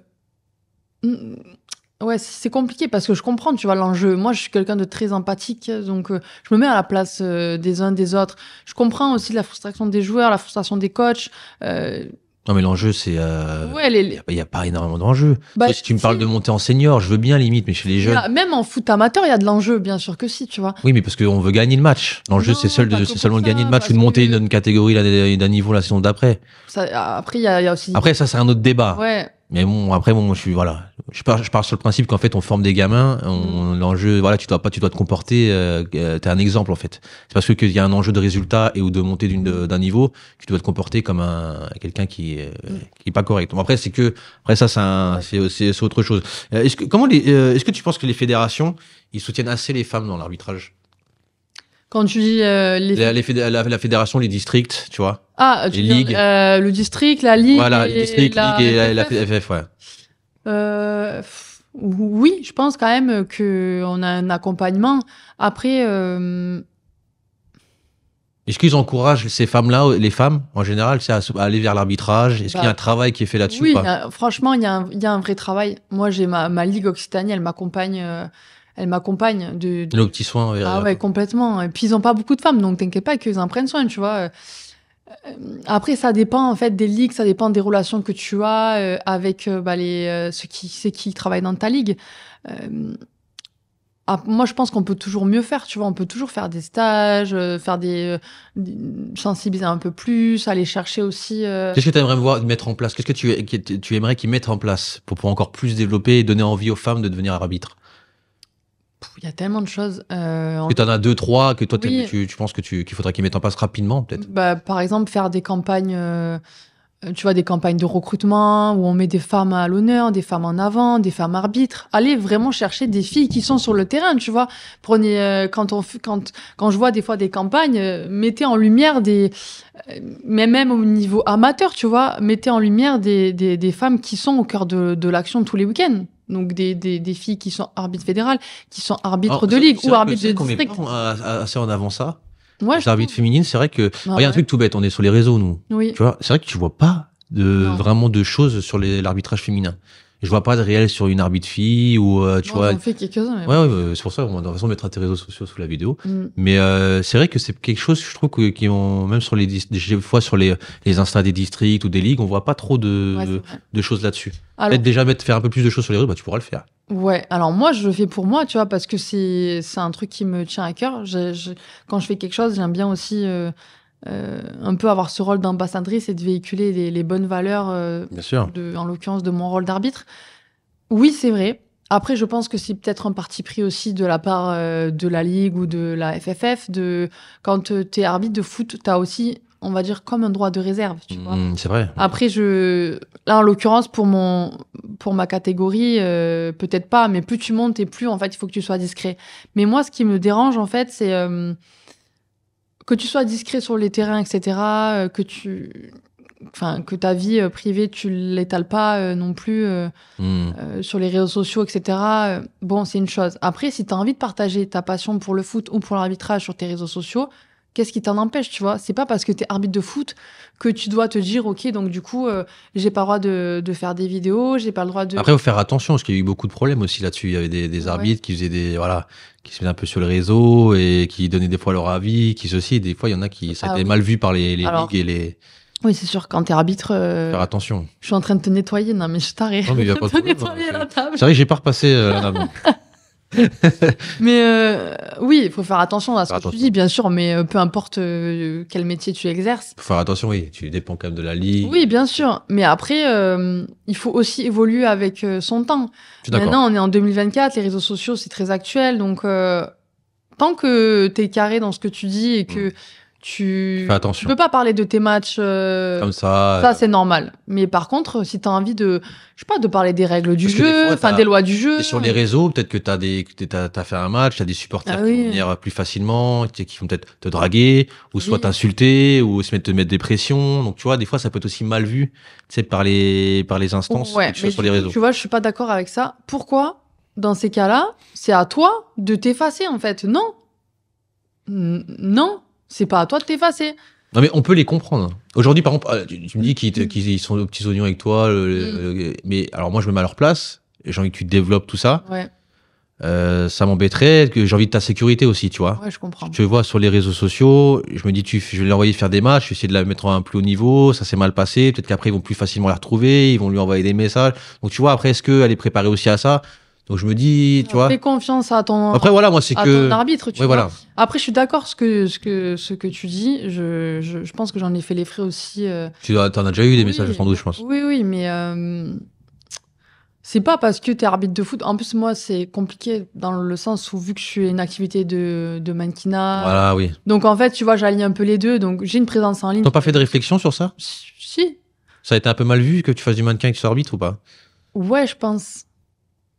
Mais après, c'est ma personnalité, je suis comme je suis. Donc, ça a été mal vu, pas forcément de la part de ma ligue ou autre, mais peut-être de certaines arbitres. Moi, je trouve ça top, parce que ça montre aussi que c'est pas parce que tu peux faire du mannequinat ou tu peux être ceci ou cela et que tu peux devenir arbitre. Donc, c'est top aussi. Moi, je trouve que au contraire, c'est une belle image que tu véhicules. Ouais, j'essaie en tout cas. Après. Parce qu'on se dit quoi? C'est une fille qui a joué au foot, elle doit être arbitre. Non, t'as pas joué au foot, mais t'as été mannequin, t'as fait ceci, tu t'es arbitre. Donc, tu vois, c'est ouvert vraiment à tout le monde. Donc, je trouve qu'au contraire, Et si tu me dis que ça a été... En fait, c'est toujours le problème. En fait, quand t'es trop discret, on te dit « Ouais, mais t'es trop discret. » Et quand t'es pas assez discret, ou pas assez discrète, on te dit « Ouais, mais t'es pas assez discrète, tu te mets trop en avant. » Je me mets trop en avant parce que... tu vois, moi aussi, on vient me chercher quand je fais des articles de presse ou autre. On vient me chercher. Je dis « Ok, ça peut être cool de parler de ça, donc je vais y aller, tu vois. » Enfin, c'est assez complexe parce que il est où l'équilibre entre il faut que tu aies ton droit de réserve et que tu fasses attention aussi, et en même temps, on est en 2024, tu vois, si j'ai envie de faire des vidéos sur TikTok ou sur Instagram, pourquoi je le ferais pas en fait, si ça peut me permettre d'avoir des choses en retour. Ouais, bien sûr, toi tu fais ce que tu veux, mais est-ce que tu penses que ça aussi, c'est quelque chose qui peut te freiner aussi pour ton développement et passer un cap dans l'arbitrage? Possible. C'est ce que moi je te pose comme question. Oui, possible. Mais en l'occurrence, si je dois remonter, donc passer les candidatures pour devenir arbitre fédéral, je ferai en sorte, voilà, que ça n'impacte pas. Peut-être qu'on t'en parlera, ouais, bien sûr. Et peut-être que. On t'en a pas parlé, c'est sûr. On t'en a pas encore parlé, t'es sûr. Si, on en a déjà parlé. Donc t'as déjà fait une remarque. Oui. Qui est plus négative que positive. Les deux. En fait, ça dépend. On t'a fait comprendre qu'est-ce qu'on t'a dit exactement. À peu près, alors. Que parfois je me mettais trop en avant. Faire attention. Ouais, mais en l'occurrence, c'est mon de la prévention. C'est de la prévention où on te fait comprendre que stop ça. Non, je sais pas. C'est plus on te fait comprendre que ça on veut pas. Ouais, c'est pas qu'on veut pas. Chaque personne est libre de faire ce qu'il veut. Tu oui, vois. mais. Mais ouais, faut faire attention quand tu représentes. Oui, voilà. Quand tu représentes une ligue ou une fédération ou même un district, tu peux pas faire tout et n'importe quoi. Ça, j'entends. Par contre, c'est bon, on est en 2024, tu vois, c'est pas parce que je parle des lois du jeu ou je fais une vidéo avec de la musique que voilà, il y a plus rien. Après, moi, j'ai regardé les réseaux sociaux, je trouve que c'est très, voilà, il y a pas de choses qui sont incorrectes ou autres. Ça va, c'est pas, mais Moi, je pense, après... Oui, après, c'est vrai que j'ai beaucoup de visibilité. Donc, Ouais. bon, Après, ça je peut vais les me calmer, servir peut-être. aussi. Non, mais tu vois, en fait. Et imaginons, ils te c'est- disent d'arrêter les réseaux sociaux, t'arrêtes ou pas? Oui, bah oui, T'arrêtes j'arrêterai. complètement? Ouais, Donc mais tu mettrais après. l'arbitrage en a plus que tes réseaux Oui, oui, parce en que. priorité? Mais après, attention, mes réseaux, ça m'a apporté beaucoup aussi. Hein. Faut pas cracher dans la soupe. Hein. En l'occurrence, tu vois, quand j'ai été contactée pour être journaliste bord terrain Hmm. pour DAZN, c'est parce qu'ils m'ont repéré sur les réseaux sociaux. Là, j'ai fait pour TF1, j'ai fait une émission de télé. Là, j'ai été arbitre sur l'émission ça va sortir à la fin de Ah, l'année. c'est des trucs en Belgique, là? Non, c'est où? Gladiator. Ah, je connais pas. C'est une émission, bon, c'est sorti, du coup, il y a eu le communiqué de presse qui est sorti. Et en gros, c'est des duels en fait sportifs. Et en gros, j'étais arbitre C'est bien, super, bravo. sur l'émission, donc c'était trop cool, tu vois. Mhm. Mais ils sont venus me chercher sur mes réseaux aussi, donc ça m'apporte des choses, tu vois. Je me mets pas en avant pour me mettre en avant, ça, les gens ils comprennent pas, tu vois. Et c'est justement ces gens-là qui jugent sans savoir et sans connaître. Si je me mets en avant, c'est parce que aussi derrière, ça me rapporte des trucs, des opportunités, Mhm. ça me rapporte du taf aussi, tu Oui, vois. de toute façon, c'est la nouvelle génération, Voilà. c'est le nouveau monde. Quel conseil tu donnerais aux jeunes arbitres et aux jeunes filles surtout qui souhaitent être arbitres, à devenir arbitre? Quel conseil tu donnerais? Le conseil que je pourrais donner pour Un ou plusieurs? les jeunes filles qui souhaitent devenir arbitres, ouais, peut-être plusieurs. En premier lieu, se rapprocher de leur district. D'accord, que le plus proche de chez eux. Voilà, pour faire des formations.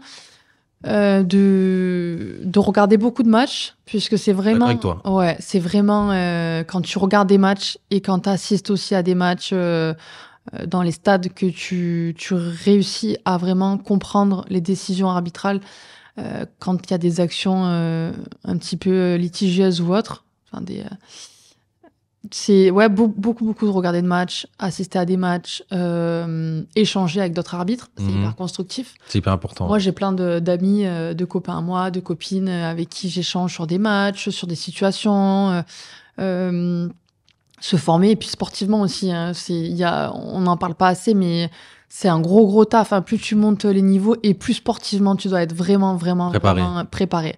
C'est un athlète, en fait. Un arbitre aussi, c'est un athlète. Hein. Ah, mais complètement. Hein. Bah, plus tu montes les niveaux et plus tu deviens athlète. Moi, tu vois, je commence à être entre les deux et j'ai une préparation vraiment sportive très intense. On ne se rend pas compte, mais ça nécessite beaucoup de... Et t'es conseillé de ne pas avoir peur aussi, parce que peut-être qu'il y a beaucoup de filles ou de jeunes filles qui veulent être là, mais ils ont peur, tu vois. Et toi, en fait, t'es un peu un modèle pour eux. C'est un exemple pour eux que t'as combattu. Parce qu'en fait, le truc que alors, j'espère que l'interview, elle va pas être prise d'un autre angle, mais parce que en fait, tu nous fais comprendre que voilà, t'arrives, c'est quand même compliqué. Ah ben bien sûr. Voilà, c'est pas arrivé et tout est rose. Et en fait, j'ai pas envie que les filles, alors peut-être que il y en a, ils vont le prendre comme ça, mais c'est quel conseil tu donnerais réellement? Parce que j'ai peur qu'ils disent, en fait, ouais, ça va être compliqué, je vais avoir ça dès le début. Mais tout est compliqué dans la vie, tu vois. Enfin, si tu veux faire un truc, tout est compliqué. Tu auras toujours des barrières c'est vrai, ça, je suis d'accord avec toi. devant toi, tu auras toujours des obstacles. Il faut que tu persévères, que tu crois en toi et que tu travailles. Il n'y a rien de... Franchement, il n'y a pas de recette magique, c'est le travail, la persévérance et le mindset que tu te mets en fait tous les jours. Crois en toi en fait, crois en toi, regarde-toi dans le miroir et dis je vais y arriver. Je vais y arriver parce que je travaille dur pour y arriver. Et maintenant, je vais croire en moi et je vais y arriver. Ça dépend où tu veux aller après, tu vois. Mais moi, j'ai un coach sportif qui m'a accompagné là pendant 6 mois pour justement ma partie athlétique. Et il me disait, en gros, il faut que tu vois comme des objectifs. Il faut que tu vois tes rêves comme des objectifs. Et comme ça c'est pas des rêves, c'est des objectifs, tu vois la différence. Et moi, du coup, maintenant, c'est vrai que je vois mes rêves comme des objectifs. Et petit à petit, j'arrive à les atteindre. Et tu les vois comme des objectifs et tu mets des choses en place. Donc, en l'occurrence, je sais pas, il y avait des mois où j'étais focus sur la partie théorie, que je bossais plus. Il y avait un mois où j'étais focus plus sur la partie match, donc j'allais plus au stade, etc. Il y avait un match où j'étais plus sur la partie relationnelle, échanger, etc. Ou les médias. Okay. Et en fait, petit à petit, tu arrives justement à atteindre tes objectifs parce que tu as tout ce background derrière, en fait, ce taf que tu fais en amont, que les gens ils voient pas, en fait. Ils se disent, putain, la meuf, elle est arbitre de foot, elle est mannequin, elle est nana. Mais tu t'imagines même pas tous les échecs que j'ai eu dans ma vie. Les rêves, tu les transformes en objectifs. Mais ton rêve final, c'est quoi alors? Arbitre professionnel? Je sais même pas. Donc, objectif d'être arbitre professionnel ou pas? Ouais. Oui ou non? Oui. Tu sais pas. En fait, ça dépend des conditions, tu vois. Moi, il y a un truc, j'ai jamais fait quelque chose qui n'était pas en adéquation avec mes valeurs. Dans le bien. sens où, si demain je parviens à devenir arbitre professionnel, donc en assistant. Mais c'est pas un objectif. Si, c'est un objectif. C'est un objectif tu veux le faire. Ouais, mais je vais le faire. Ouais, oui, Je vais le faire. Très bien. Je vais le faire. Par contre, si je vois que la manière dont je parviens à y arriver, etc., c'est pas en adéquation avec mes valeurs, je ferai pas, tu vois, ou je ferai autre chose. D'accord. J'ai pas envie entre guillemets, de vendre mon âme au diable pour réussir dans la vie, tu vois, ou pour réussir, ou pour avoir une place, en fait. Jamais. Moi, j'ai envie de faire les choses dans les règles de l'art et de me respecter moi, déjà, de respecter l'éducation que j'ai eue. Et si je parviens à être, tu vois, à la télévision, à parler de foot à la télé ou à devenir arbitre professionnel, c'est parce que j'aurais travaillé et parce que... Mais c'est marrant que tu dises ça. C'est marrant parce que je dis exactement la même chose que toi. Mais non. Quasiment mot pour mot. C'est trop drôle. Bah, tu vois, on va travailler ensemble. Bah, peut-être, oui, c'est fort probable. Parce qu'en fait, je pars sur le principe, et c'est triste, je trouve qu'on est dans une société aujourd'hui que pour réussir, non, mais c'est clair. Faut... Écraser les autres, c'est ce que... Écraser les autres, lécher les bottes des gens. Ouais. Et en fait, c'est pas du tout dans mes valeurs. Et le problème, c'est que je suis confronté un peu à ça. Je me dis, attends, je vais aller là, mais on me fait comprendre que si tu vas arriver là, il faut lécher les bottes, il faut faire ci, il faut faire ça. Mais c'est pas du tout. Et moi, je me dis, non, je vais pas réussir en faisant ça, moi. Je vais réussir avec le travail. En fait, je veux réussir et qu'on me fasse confiance parce que je travaille derrière et que je fais des choses, pas parce que je suis un mec qui est hypocrite, qui lèche les bottes des gens et machin. Et je trouve qu'on est dans une société comme ça. Et c'est pour ça que c'est marrant que tu me le dises ça, parce que on est pareil là-dessus. Je pense que nos histoires de vie, en fait, font beaucoup dans notre réussite ou nos échecs. En l'occurrence, ça c'est général, tu vois, mais quand t'as une histoire de vie particulière, t'as pas la même perception des choses. Je suis d'accord avec toi, ouais. Et du coup, moi, vu que j'ai rien eu, j'ai rien eu tout cuit dans ma bouche, tout ce que j'ai fait dans ma vie, c'est toute seule. Vraiment toute seule, sans jamais avoir de piston, sans jamais... comme je te disais, moi, des fois, la porte a été fermée, je rentrais par la fenêtre, tu vois. Enfin, c'est vraiment... Et c'est cette force de caractère-là... Moi, je peux plus passer par la fenêtre, j'ai un peu grossi. Mais ouais, cette force de caractère-là qui fait que... je pense que c'est ce qui fait que tu te démarques des autres. Ouais, tu c'est vois. vrai aussi, ouais. Et ça, je vois hein, les personnes qui sont mises en avant, notamment à la télé, dans le foot, etc., les femmes, les hommes. Et tu vois la différence, l'affiliation en fait des gens. Si tu mets des gens à la télé ou dans les médias ou sur les réseaux sociaux qui sont trop, comment te dire, qui viennent de milieux favorisés, etc., tu peux pas t'identifier. Ouais, c'est vrai. Vois, il faut mettre plus de personnes, de villages comme moi, tu vois, à la télé, dans les médias, parce que c'est aussi... Ça se fait un peu quand même. Maintenant, ils mettent un ça peu... dépend dans quel milieu, tu vois. Oui, voilà, la télévision, c'est quand même relativement privilégié. Oui, c'est un monde compliqué. Mais ça veut pas dire que tu peux pas y arriver, tu vois. Bien sûr, je suis d'accord avec toi. Mais moi, je trouve que, ouais, il y a ce côté-là où je vois, en fait, la petite Virginie du village et je me disais...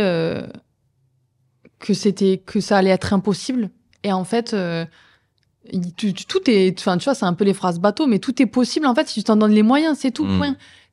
Arrête de te trouver des excuses, de te victimiser. Oui, mais tu comprends, je suis une femme. Ouais. Non, mais alors, t'es une femme. Et alors, moi, je vais dans un bureau, au bureau du directeur, et je dis, bon, ben voilà, mais moi, j'aimerais bien être payée comme ça, machin et tout.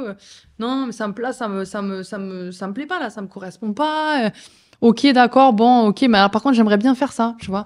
J'ai envie de mettre le focus sur ça, machin. Tu vois, je t'impose tes idées et petit à petit, tu gagnes le respect des gens parce que tu fixes tes limites, en fait. Tout est là. Ouais, c'est vrai que c'est des bons conseils, c'est important parce que il y a des jeunes filles, je sais que voilà, ils vont peut-être, ils ont envie de le faire, mais ils ont beaucoup de peur et je pense que tu seras un bon exemple pour eux.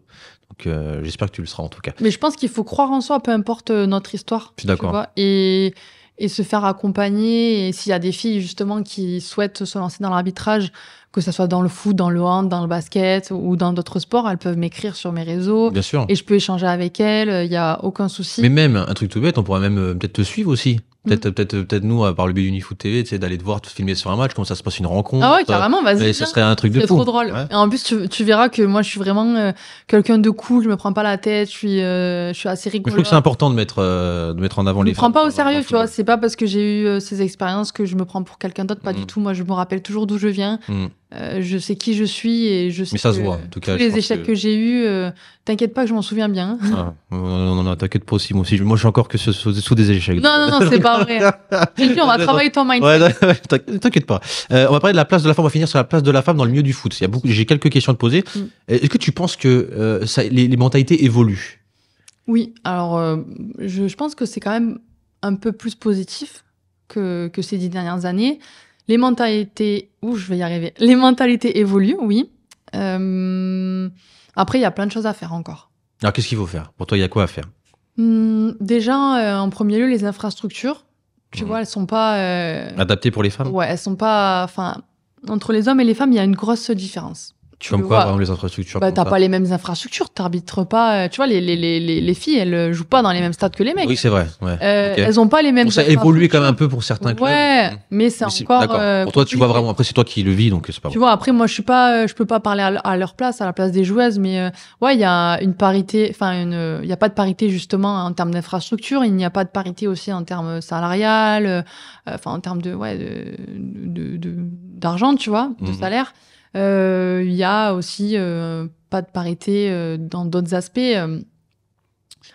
Après, je connais moins, je suis moins dans... Tu vois, je suis pas une joueuse professionnelle, donc je peux pas t'exprimer un peu plus. Mais il y a plein de choses qui... Tu sens vraiment encore des vrais... Même si, alors, ça a évolué un tout petit peu pour toi, mais tu vois encore beaucoup de différences, en fait, dans l'évolution pour l'égalité, le combat entre l'égalité des sexes. Tu vois, il y a pas trop de médiatisation ou peu. Bon, il y en a quand même beaucoup plus maintenant, même surtout à le monde pro. Oui, mais il y en a beaucoup plus, mais peut-être pas assez, tu vois.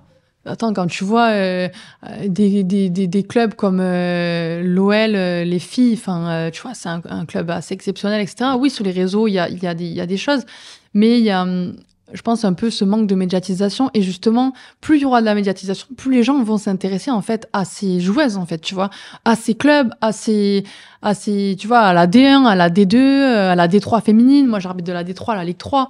C'est intéressant. Il y a des choses à faire, même si c'est encore comment te dire, ça émerge encore, tu vois. Mais il y a toujours des choses à faire dans tous les cas, même dans le foot masculin. Aussi. Mais c'est vrai que... mais chez les filles, oui, c'est sûr qu'il y a un petit temps de recul et c'est dommage. Est-ce que t'as rencontré des difficultés? Alors c'est vraiment, on parle vraiment de la femme en général dans le monde du football. Alors plus on a média foot, mais après on se penche en général. Mais est-ce que toi ou des amis à toi, t'as rencontré des grosses difficultés? Genre, est-ce qu'il y a quelque chose qui te marque, qui t'a marqué ou... Dans l'arbitrage? Que ça soit en général dans le foot. Des difficultés dans le foot? Ouais. Parce qu'une femme dans un milieu qui est très masculin... Voilà, et oui, justement, en fait. Peut-être les difficultés que j'ai pu rencontrer, c'est vraiment le manque de parité homme-femme. Ouais, c'est clair. Oui, c'est ça. Et du coup, en fait, comme j'ai expliqué, c'est que quand t'es une fille dans le milieu du foot, tu dois prouver 2 fois plus les choses. Ah, 2 fois plus que les hommes? Ah ben bien sûr, parce que déjà, de base, t'es une fille. Tu vois, mais c'est pas vous qui vous mettez la pression toute seule ou on vous le fait? Non, bah non, parce que moi je te dis, je suis à l'aise partout. Je m'en fous en fait. Genre, je peux être sur le terrain pour un match en Ligue 1, je peux être, tu vois, je peux être journaliste sur un match de Ligue 1 ou je peux être arbitre sur un match amateur en Régional 1 par exemple. Je suis à l'aise partout. Mais en l'occurrence, c'est vrai qu'on te fait sentir que tu dois prouver les choses encore plus. D'accord, c'est marrant, moi je sais pas. Ah bah si, ça c'est bien connu. Encore plus dans le foot. Et ça, n'importe quelle femme, elle te le dira. Enfin, Là, tu parles beaucoup avec des arbitres en plus ou même des filles. Ah bah oui, moi j'échange. Je parle pas que de l'arbitrage en général, la place. Ouais. Moi je parle beaucoup des arbitres féminines, il y en a certaines qui sont mes amies. J'ai parlé avec des anciennes joueuses aussi, ou des joueuses. T'as des anecdotes un peu de choses d'amis à toi où toi t'as vécu un peu dans le monde du sport en général, ou du foot? Est-ce qu'il y a des choses... Ouais.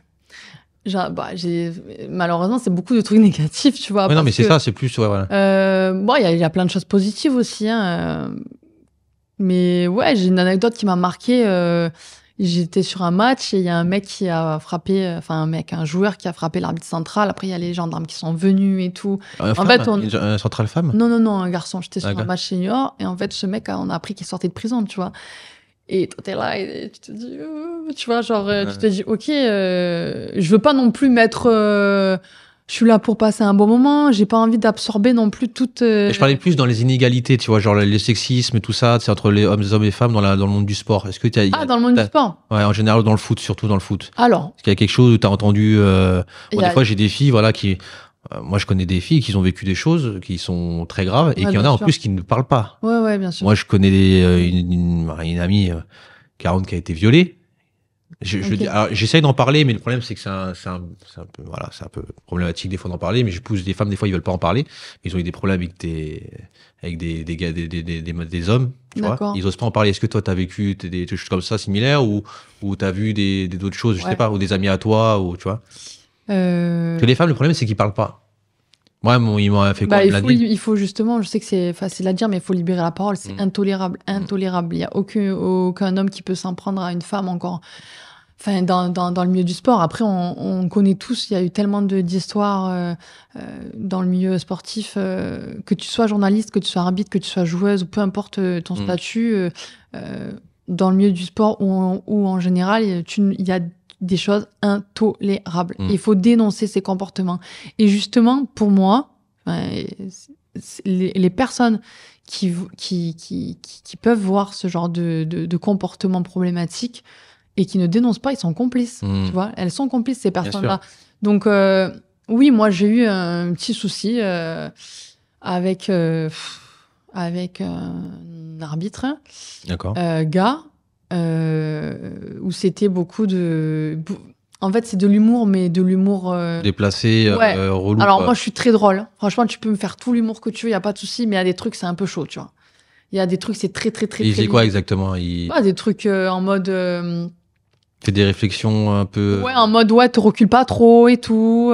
Tu baisses pas ou fais pas ci, d'accord. Sauf que je suis pas ta copine, en fait. À la limite, si c'est un copain à moi, arbitre, tu vois, un copain à moi qui me dit ça, je fais rigoler à lui, je dis, vas-y, ferme-la, je vais t'en mettre une. Je rigole à lui. Et là, tu le connais pas? C'est un homme plus âgé, etc., tu vois. Je suis pas ta copine, Et en fait... T'as eu raison de te dire. Ouais, mais c'est compliqué parce que du coup, en l'occurrence, j'en ai parlé après on s'est expliqué. Il m'a dit, oui, je voulais pas t'offenser. Je dis, 1 fois, 2 fois, 3 fois, tu me fais 4 réflexions de ce genre. Non, arrête de dire, tu veux pas m'offenser, là, à un moment donné, là, tu vois, c'est grave. C'est à la limite, du harcèlement sexuel, tu vois. Enfin, t'es là, tu fais ton truc. C'en est. Moi, j'ai pas choisi d'être en short, tu vois, c'est ma tenue d'arbitre, en fait. Je viens faire mon taf. Donc, ne sexualise pas non plus, parce que je suis une femme, mon corps. Enfin, c'est un truc de fou, ça. Je suis d'accord avec toi. Donc, ouais, j'ai eu ce souci-là. Mais moi, ça me fait beaucoup de peine quand j'entends ce que tu dis, justement, des filles qui peuvent subir des choses bien plus graves. C'est intolérable.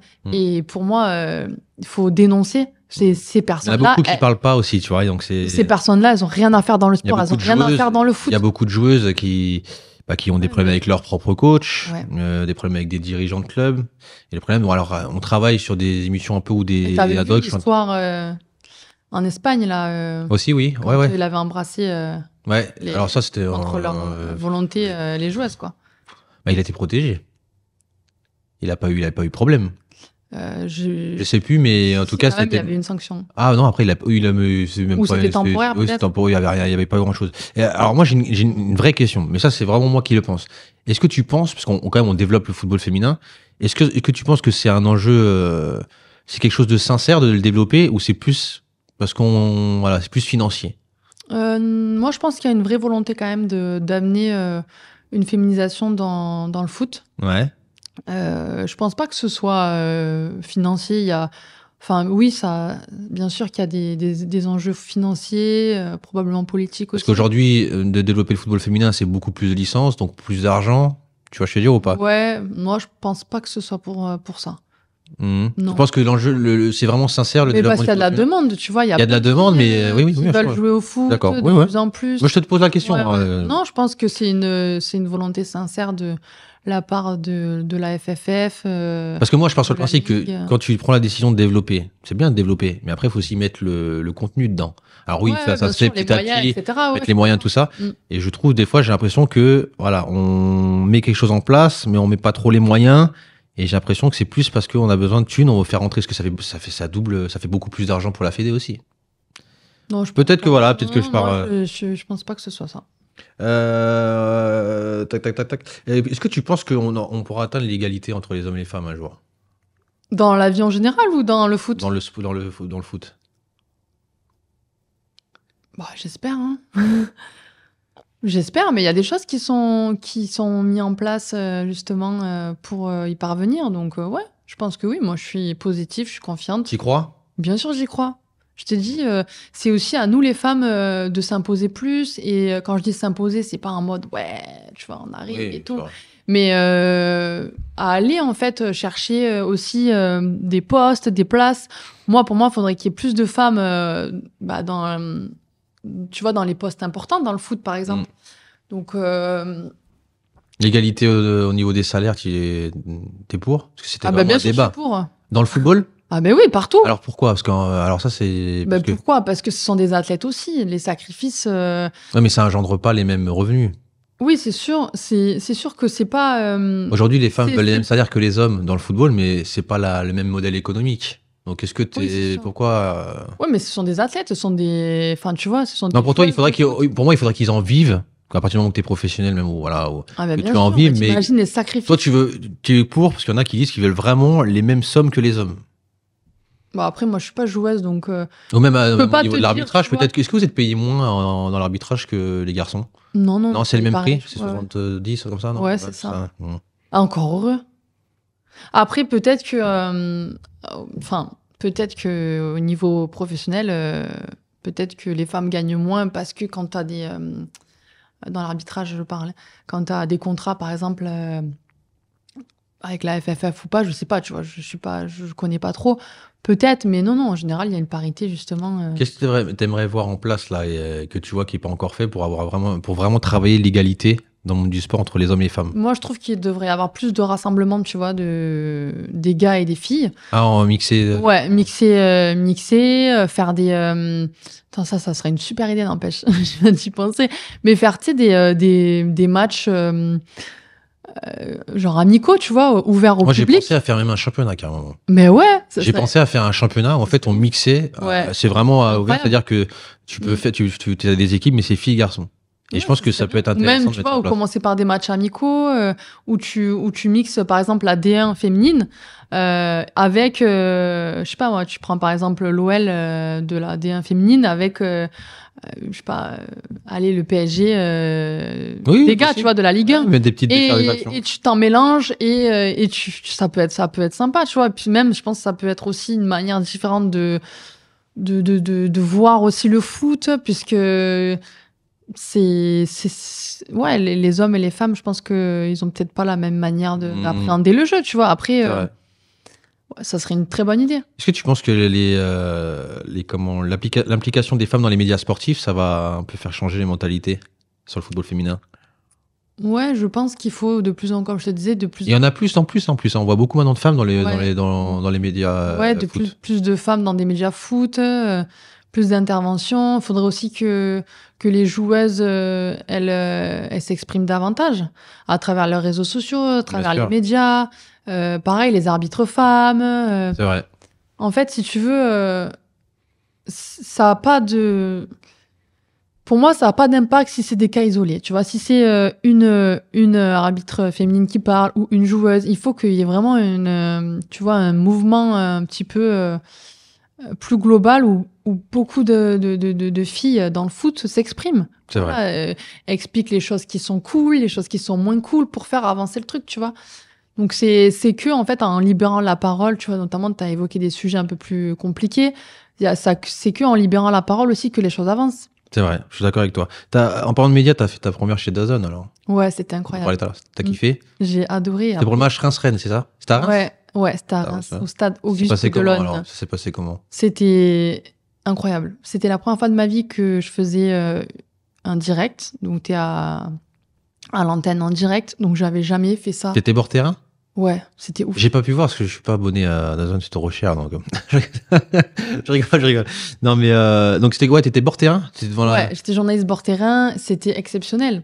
C'est quoi journaliste bord terrain exactement? Tu sais quoi? Alors, journaliste bord terrain, tu fais de la présentation, tu interviews donc les joueurs pendant les différentes périodes. D'accord, ok, ouais. Ensuite, tu fais également il y a trop de trucs. Mais en vrai, tu vois, en fait, t'es là et tu es l'intermédiaire, tu essaies de faire ressentir les émotions aux gens, du coup, qui regardent le match.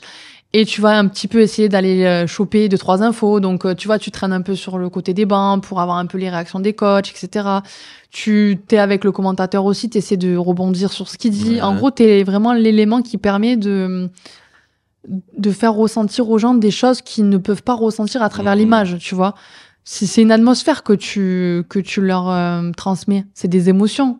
C'est pas que, tu vois, l'image. Bien sûr que le foot, c'est de l'image, mais c'est aussi des émotions à travers des intonations de voix, à travers des expressions, c'est un vrai travail, tu vois. Mais ils t'ont contacté comment? C'est eux qui t'ont contacté? Ouais, c'est eux qui m'ont contacté sur LinkedIn. D'accord. Et ils m'ont donné l'opportunité de faire ce match. Donc, c'était incroyable. Après, c'est vrai que j'avais jamais fait d'antenne de ma vie. C'est compliqué, clairement.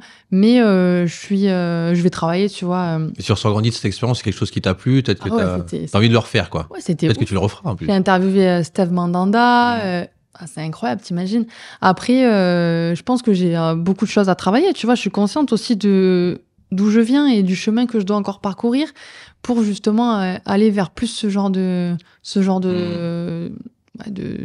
mission, de taf. Moi, ce qui m'avait marqué, c'est quand tu avais cette expérience-là, c'est que tu m'avais dit qu'il y avait beaucoup de gens qui voulaient te voir échouer et que là, au contraire, c'est un peu, t'as montré à ces gens-là que voilà, tu pouvais réussir en fait dans ce domaine-là. Ouais. Même si t'as encore beaucoup de choses encore à faire, tu vois là, ah oui, t'as c'est déjà clair. fait passer une étape, une grosse étape, et félicitations à toi. Mais c'est vrai que ça m'avait marqué cette phrase-là, tu vois, quand tu me l'avais dit. Oui, parce que quand tu commences à toucher ce genre de milieu, toi, tu as toujours un peu ce syndrome de l'imposteur en mode ouais, mais j'ai peur de pas être à la hauteur ou pourquoi moi. Et en fait, tout ce que je te disais aussi, tu vois, c'est un peu ambivalent parce que ce discours-là, je l'ai eu aussi. Mais ouais, il y a plein de personnes qui, quand je leur ai dit ouais, il faut que je travaille un peu plus, machin, je suis pas assez confiante, je suis un peu trop effacée à l'antenne, etc. Ils se sont réjouis. Notamment des anciens collègues à moi en école de journalisme qui me disaient ils se sont un peu réjouis du truc, tu vois, en mode parce que c'est tellement en fait, ils veulent pas te voir réussir en fait du tout, parce qu'ils ont je sais pas tu prends leur place peut-être. Je sais pas si leur place. Si certaines personnes ne veulent pas, mais en tout cas ouais, je suis bien contente. Il y a beaucoup de jaloux. Ouais, je pense quand même. Mais en fait, comme je t'expliquais, genre je trouve que les gens jaloux, franchement, c'est des trous du cul, tu vois. Enfin, je veux dire, ils se rendent pas compte du travail qu'il y a derrière, tu vois. C'est pas juste on te met à l'antenne parce que tu rends bien et parce que non, il y a un travail incroyable derrière que tu fais ou on t'encadre, etc. C'est difficile, tu vois. Avant d'être ici, tu vois, tout ce que je disais, les échecs, comment j'ai travaillé comme une malade, les sacrifices que j'ai fait, la notion de sacrifice, elle est énorme. Que ça soit des sacrifices financiers, des sacrifices tout sur mes sorties, sur l'investissement que j'ai pu mettre. En relation avec tes amis. Tout, bien sûr, mais ta vie privée, elle est tout le temps mise à l'épreuve, tu vois, parce que quand tu veux avoir ce genre d'objectif, t'es obligé de faire des sacrifices. C'est ça. Et les gens s'en rendent pas compte. Et tu travailles dans l'ombre, en fait, tu vois. Tu vas pas te filmer en train de dire, OK, aujourd'hui, je travaille, regardez, aujourd'hui, j'étudie mon match, aujourd'hui, j'apprends par cœur les joueurs, je fais ci, je fais ça. C'est pareil pour l'arbitrage. On voit pas quand tu travailles. Est-ce que j'ai une question, parce que, après, moi, j'ai pas été à ton niveau, encore, je suis pas à DAZN, moi, tu vois. Mais, j'ai fait un match, ça va. Hein. T'en feras d'autres, je pense. Ouais, j'aimerais bien. Après, il faut que je travaille. J'en suis consciente. Est-ce que moi je vois un peu, tu vois, tu commences à avoir moins d'amis, tu commences à avoir t'es un peu plus solitaire, parce qu'en fait, voilà, des fois ils comprennent pas que, parce que toi, peut-être qu'un truc qui est minime, toi tu travailles beaucoup dessus, t'as beaucoup de recul, c'est de t'améliorer là-dessus, et eux ils le voient pas, tu vois, donc en fait, à bout d'un moment, tu vois la cassure, tu dis bon, c'est bon, je peux plus trop m'entourer avec, je dois moins sortir avec mes amis, ou m'entourer, faire attention avec qui je m'entoure, tu vois. Moi, j'ai toujours les mêmes amis depuis que j'ai 2 ans, tu vois, depuis la maternelle. C'est des personnes qui m'ont acceptée telle que j'étais et moi, je les ai acceptées aussi telles qu'elles sont. Donc, ça peut te pousser, les amis, mais ça peut aussi te ouais, je suis d'accord. Tu vois ce que je veux dire, moi, mes copines, elles me disaient, ouais, Virginie, tu rêves trop grand. Ouais, Virginie. Tu vois, c'est toutes ces petites phrases-là. Mais bien sûr. Ouais, mais meuf, redescends. Mais non, il n'y a pas de redescends. Moi, depuis le début, j'ai dit, les gars, je le disais à tout le monde, même à mon ex-copain, je lui disais, il me disait, ouais, mais Virginie, tu rêves trop grand, mais t'es trop perché, trop sur ta planète.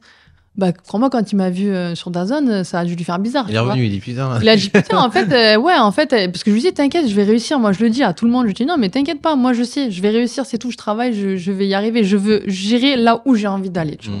Si j'ai pas envie d'aller sur telle ou telle chose, j'irai pas. Mais j'irai là où j'ai envie d'aller parce que je travaille, parce que aussi j'ai les épaules aussi pour ce genre de truc, tu vois. Après. Mon entourage m'a jamais freiné, au contraire. Moi, j'ai des amis exceptionnels, c'est bien, vraiment exceptionnels. C'est comme ma deuxième famille. J'ai des amis qui ont toujours cru en moi, qui m'ont toujours poussé. Il y en a, ils comprennent rien du tout au foot, mais ils sont là, ouah, c'est trop bien et tout. Il y en a, ils comprennent pas, ils savent même pas, tu vois, le fait que j'ai pu être journaliste bord terrain pour un match de Ligue 1. Ils savent même pas ce que c'est, tu vois. Mais c'est pour ça que je les aime, en fait. C'est parce que ils voient toujours la petite Virginie qu'ils ont connue et leur regard, il change pas sur moi, tu vois. Alors que quand j'ai fait Miss France, etc., mais j'ai vu le regard des gens changer, justement. Mais c'était pas... et les gens que j'ai attirés par intérêt aussi. Mais c'était pas mes vrais amis, c'était juste des gens de passage qui ont essayé de me gratter, tu vois. Me gratter dessus. Mais au final, mes vrais amis, c'est des personnes exceptionnelles qui ont des valeurs... des belles valeurs et qui sont des gens simples et cool et voilà, des gens c'est important d'être bien entouré. Pour finir, pourquoi il est important pour toi de défendre la place de la femme dans le foot et dans le sport en général, voilà. Pourquoi c'est important pour toi? Mais moi, je pense que c'est important pour toutes les femmes, en fait, de défendre leur place, peu importe leur milieu, leur domaine, tu vois, dans lequel elles exercent ou autre. Moi, en l'occurrence, dans le foot, parce que je suis dedans, tu vois, mais ça peut être dans le mannequinat aussi, ça peut être dans d'autres domaines. Je trouve que c'est même pas important, c'est normal, en fait, tu vois ce que je veux dire?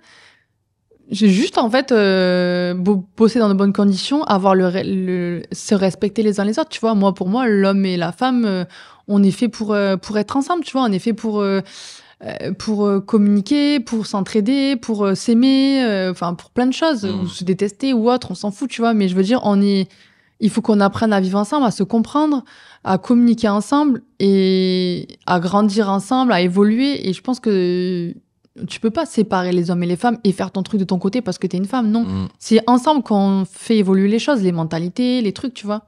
Je suis d'accord avec toi. Après, c'est peut-être un peu utopiste parfois. Non. Mais regarde, tu vois, en l'occurrence, tu vois de plus en plus de femmes dans la politique, tu vois de plus en plus de femmes dans le sport, dans le foot, dans le cinéma, dans des milieux parfois qui étaient plus, entre guillemets, où tu voyais plus d'hommes. Donc... pour toi, c'est important quand même il y a encore beaucoup de combats encore à mener, je pense. Il faut toujours. Oui. Puis tu es un peu porte-parole là-dessus aussi. Tu fais partie des femmes qui se mettent en avant sur les réseaux, qui parlent. Donc, c'est important pour toi de continuer ce combat-là. Moi, je fais partie, des filles qui mettent en avant le fait que tu peux être qui tu veux et arrête de te mettre dans une case, tu vois. J'ai fait du mannequinat, j'ai fait Miss France, je suis journaliste et je suis arbitre de foot. Ouais, et alors? Et des fois, on me dit, mais du coup, t'es quoi en fait? T'es journaliste, t'es mannequin, t'es arbitre de foot? Et alors, je suis les trois, il y a quoi? Enfin, tu vois, arrêtez de vous mettre dans des cases tout le temps. Si vous avez envie de faire du cinéma et de la danse, faites du cinéma et de la danse, voilà. Tu vois. Tant que ça te fait plaisir. Donc, au contraire, à toutes les filles, je leur dirais, soyez qui vous avez envie d'être, tu vois. Et kiffez, si vous avez envie de vous découvrir à travers différents domaines, allez-y. Après, oui, c'est sûr qu'il faut pas s'éparpiller et que si on veut exceller dans un domaine, il faut plutôt se focus sur un domaine qu'un autre. Tout à l'heure. Moi, tu vois, la mode, ça fait partie de quasiment 10 ans de ma vie. Là, j'en fais moins, tu vois. Je me focus plus sur le foot. C'est aussi des choses j'ai à cœur, en fait, à avoir ce discours pour sensibiliser aussi les garçons, tu vois, à évoluer, à la féminisation, mettre en avant aussi les femmes à la féminisation de l'arbitrage, d'accord avec toi. Aussi de tout ça. En tout cas, Virginie, merci. Merci. C'était super intéressant. J'espère que tu reviendras. La lumière m'a explosé les yeux, mais ça, ça va. T'as mal aux yeux? Moi, je te vois depuis tout à l'heure. Ça va, pourquoi je suis peut-être mal placé.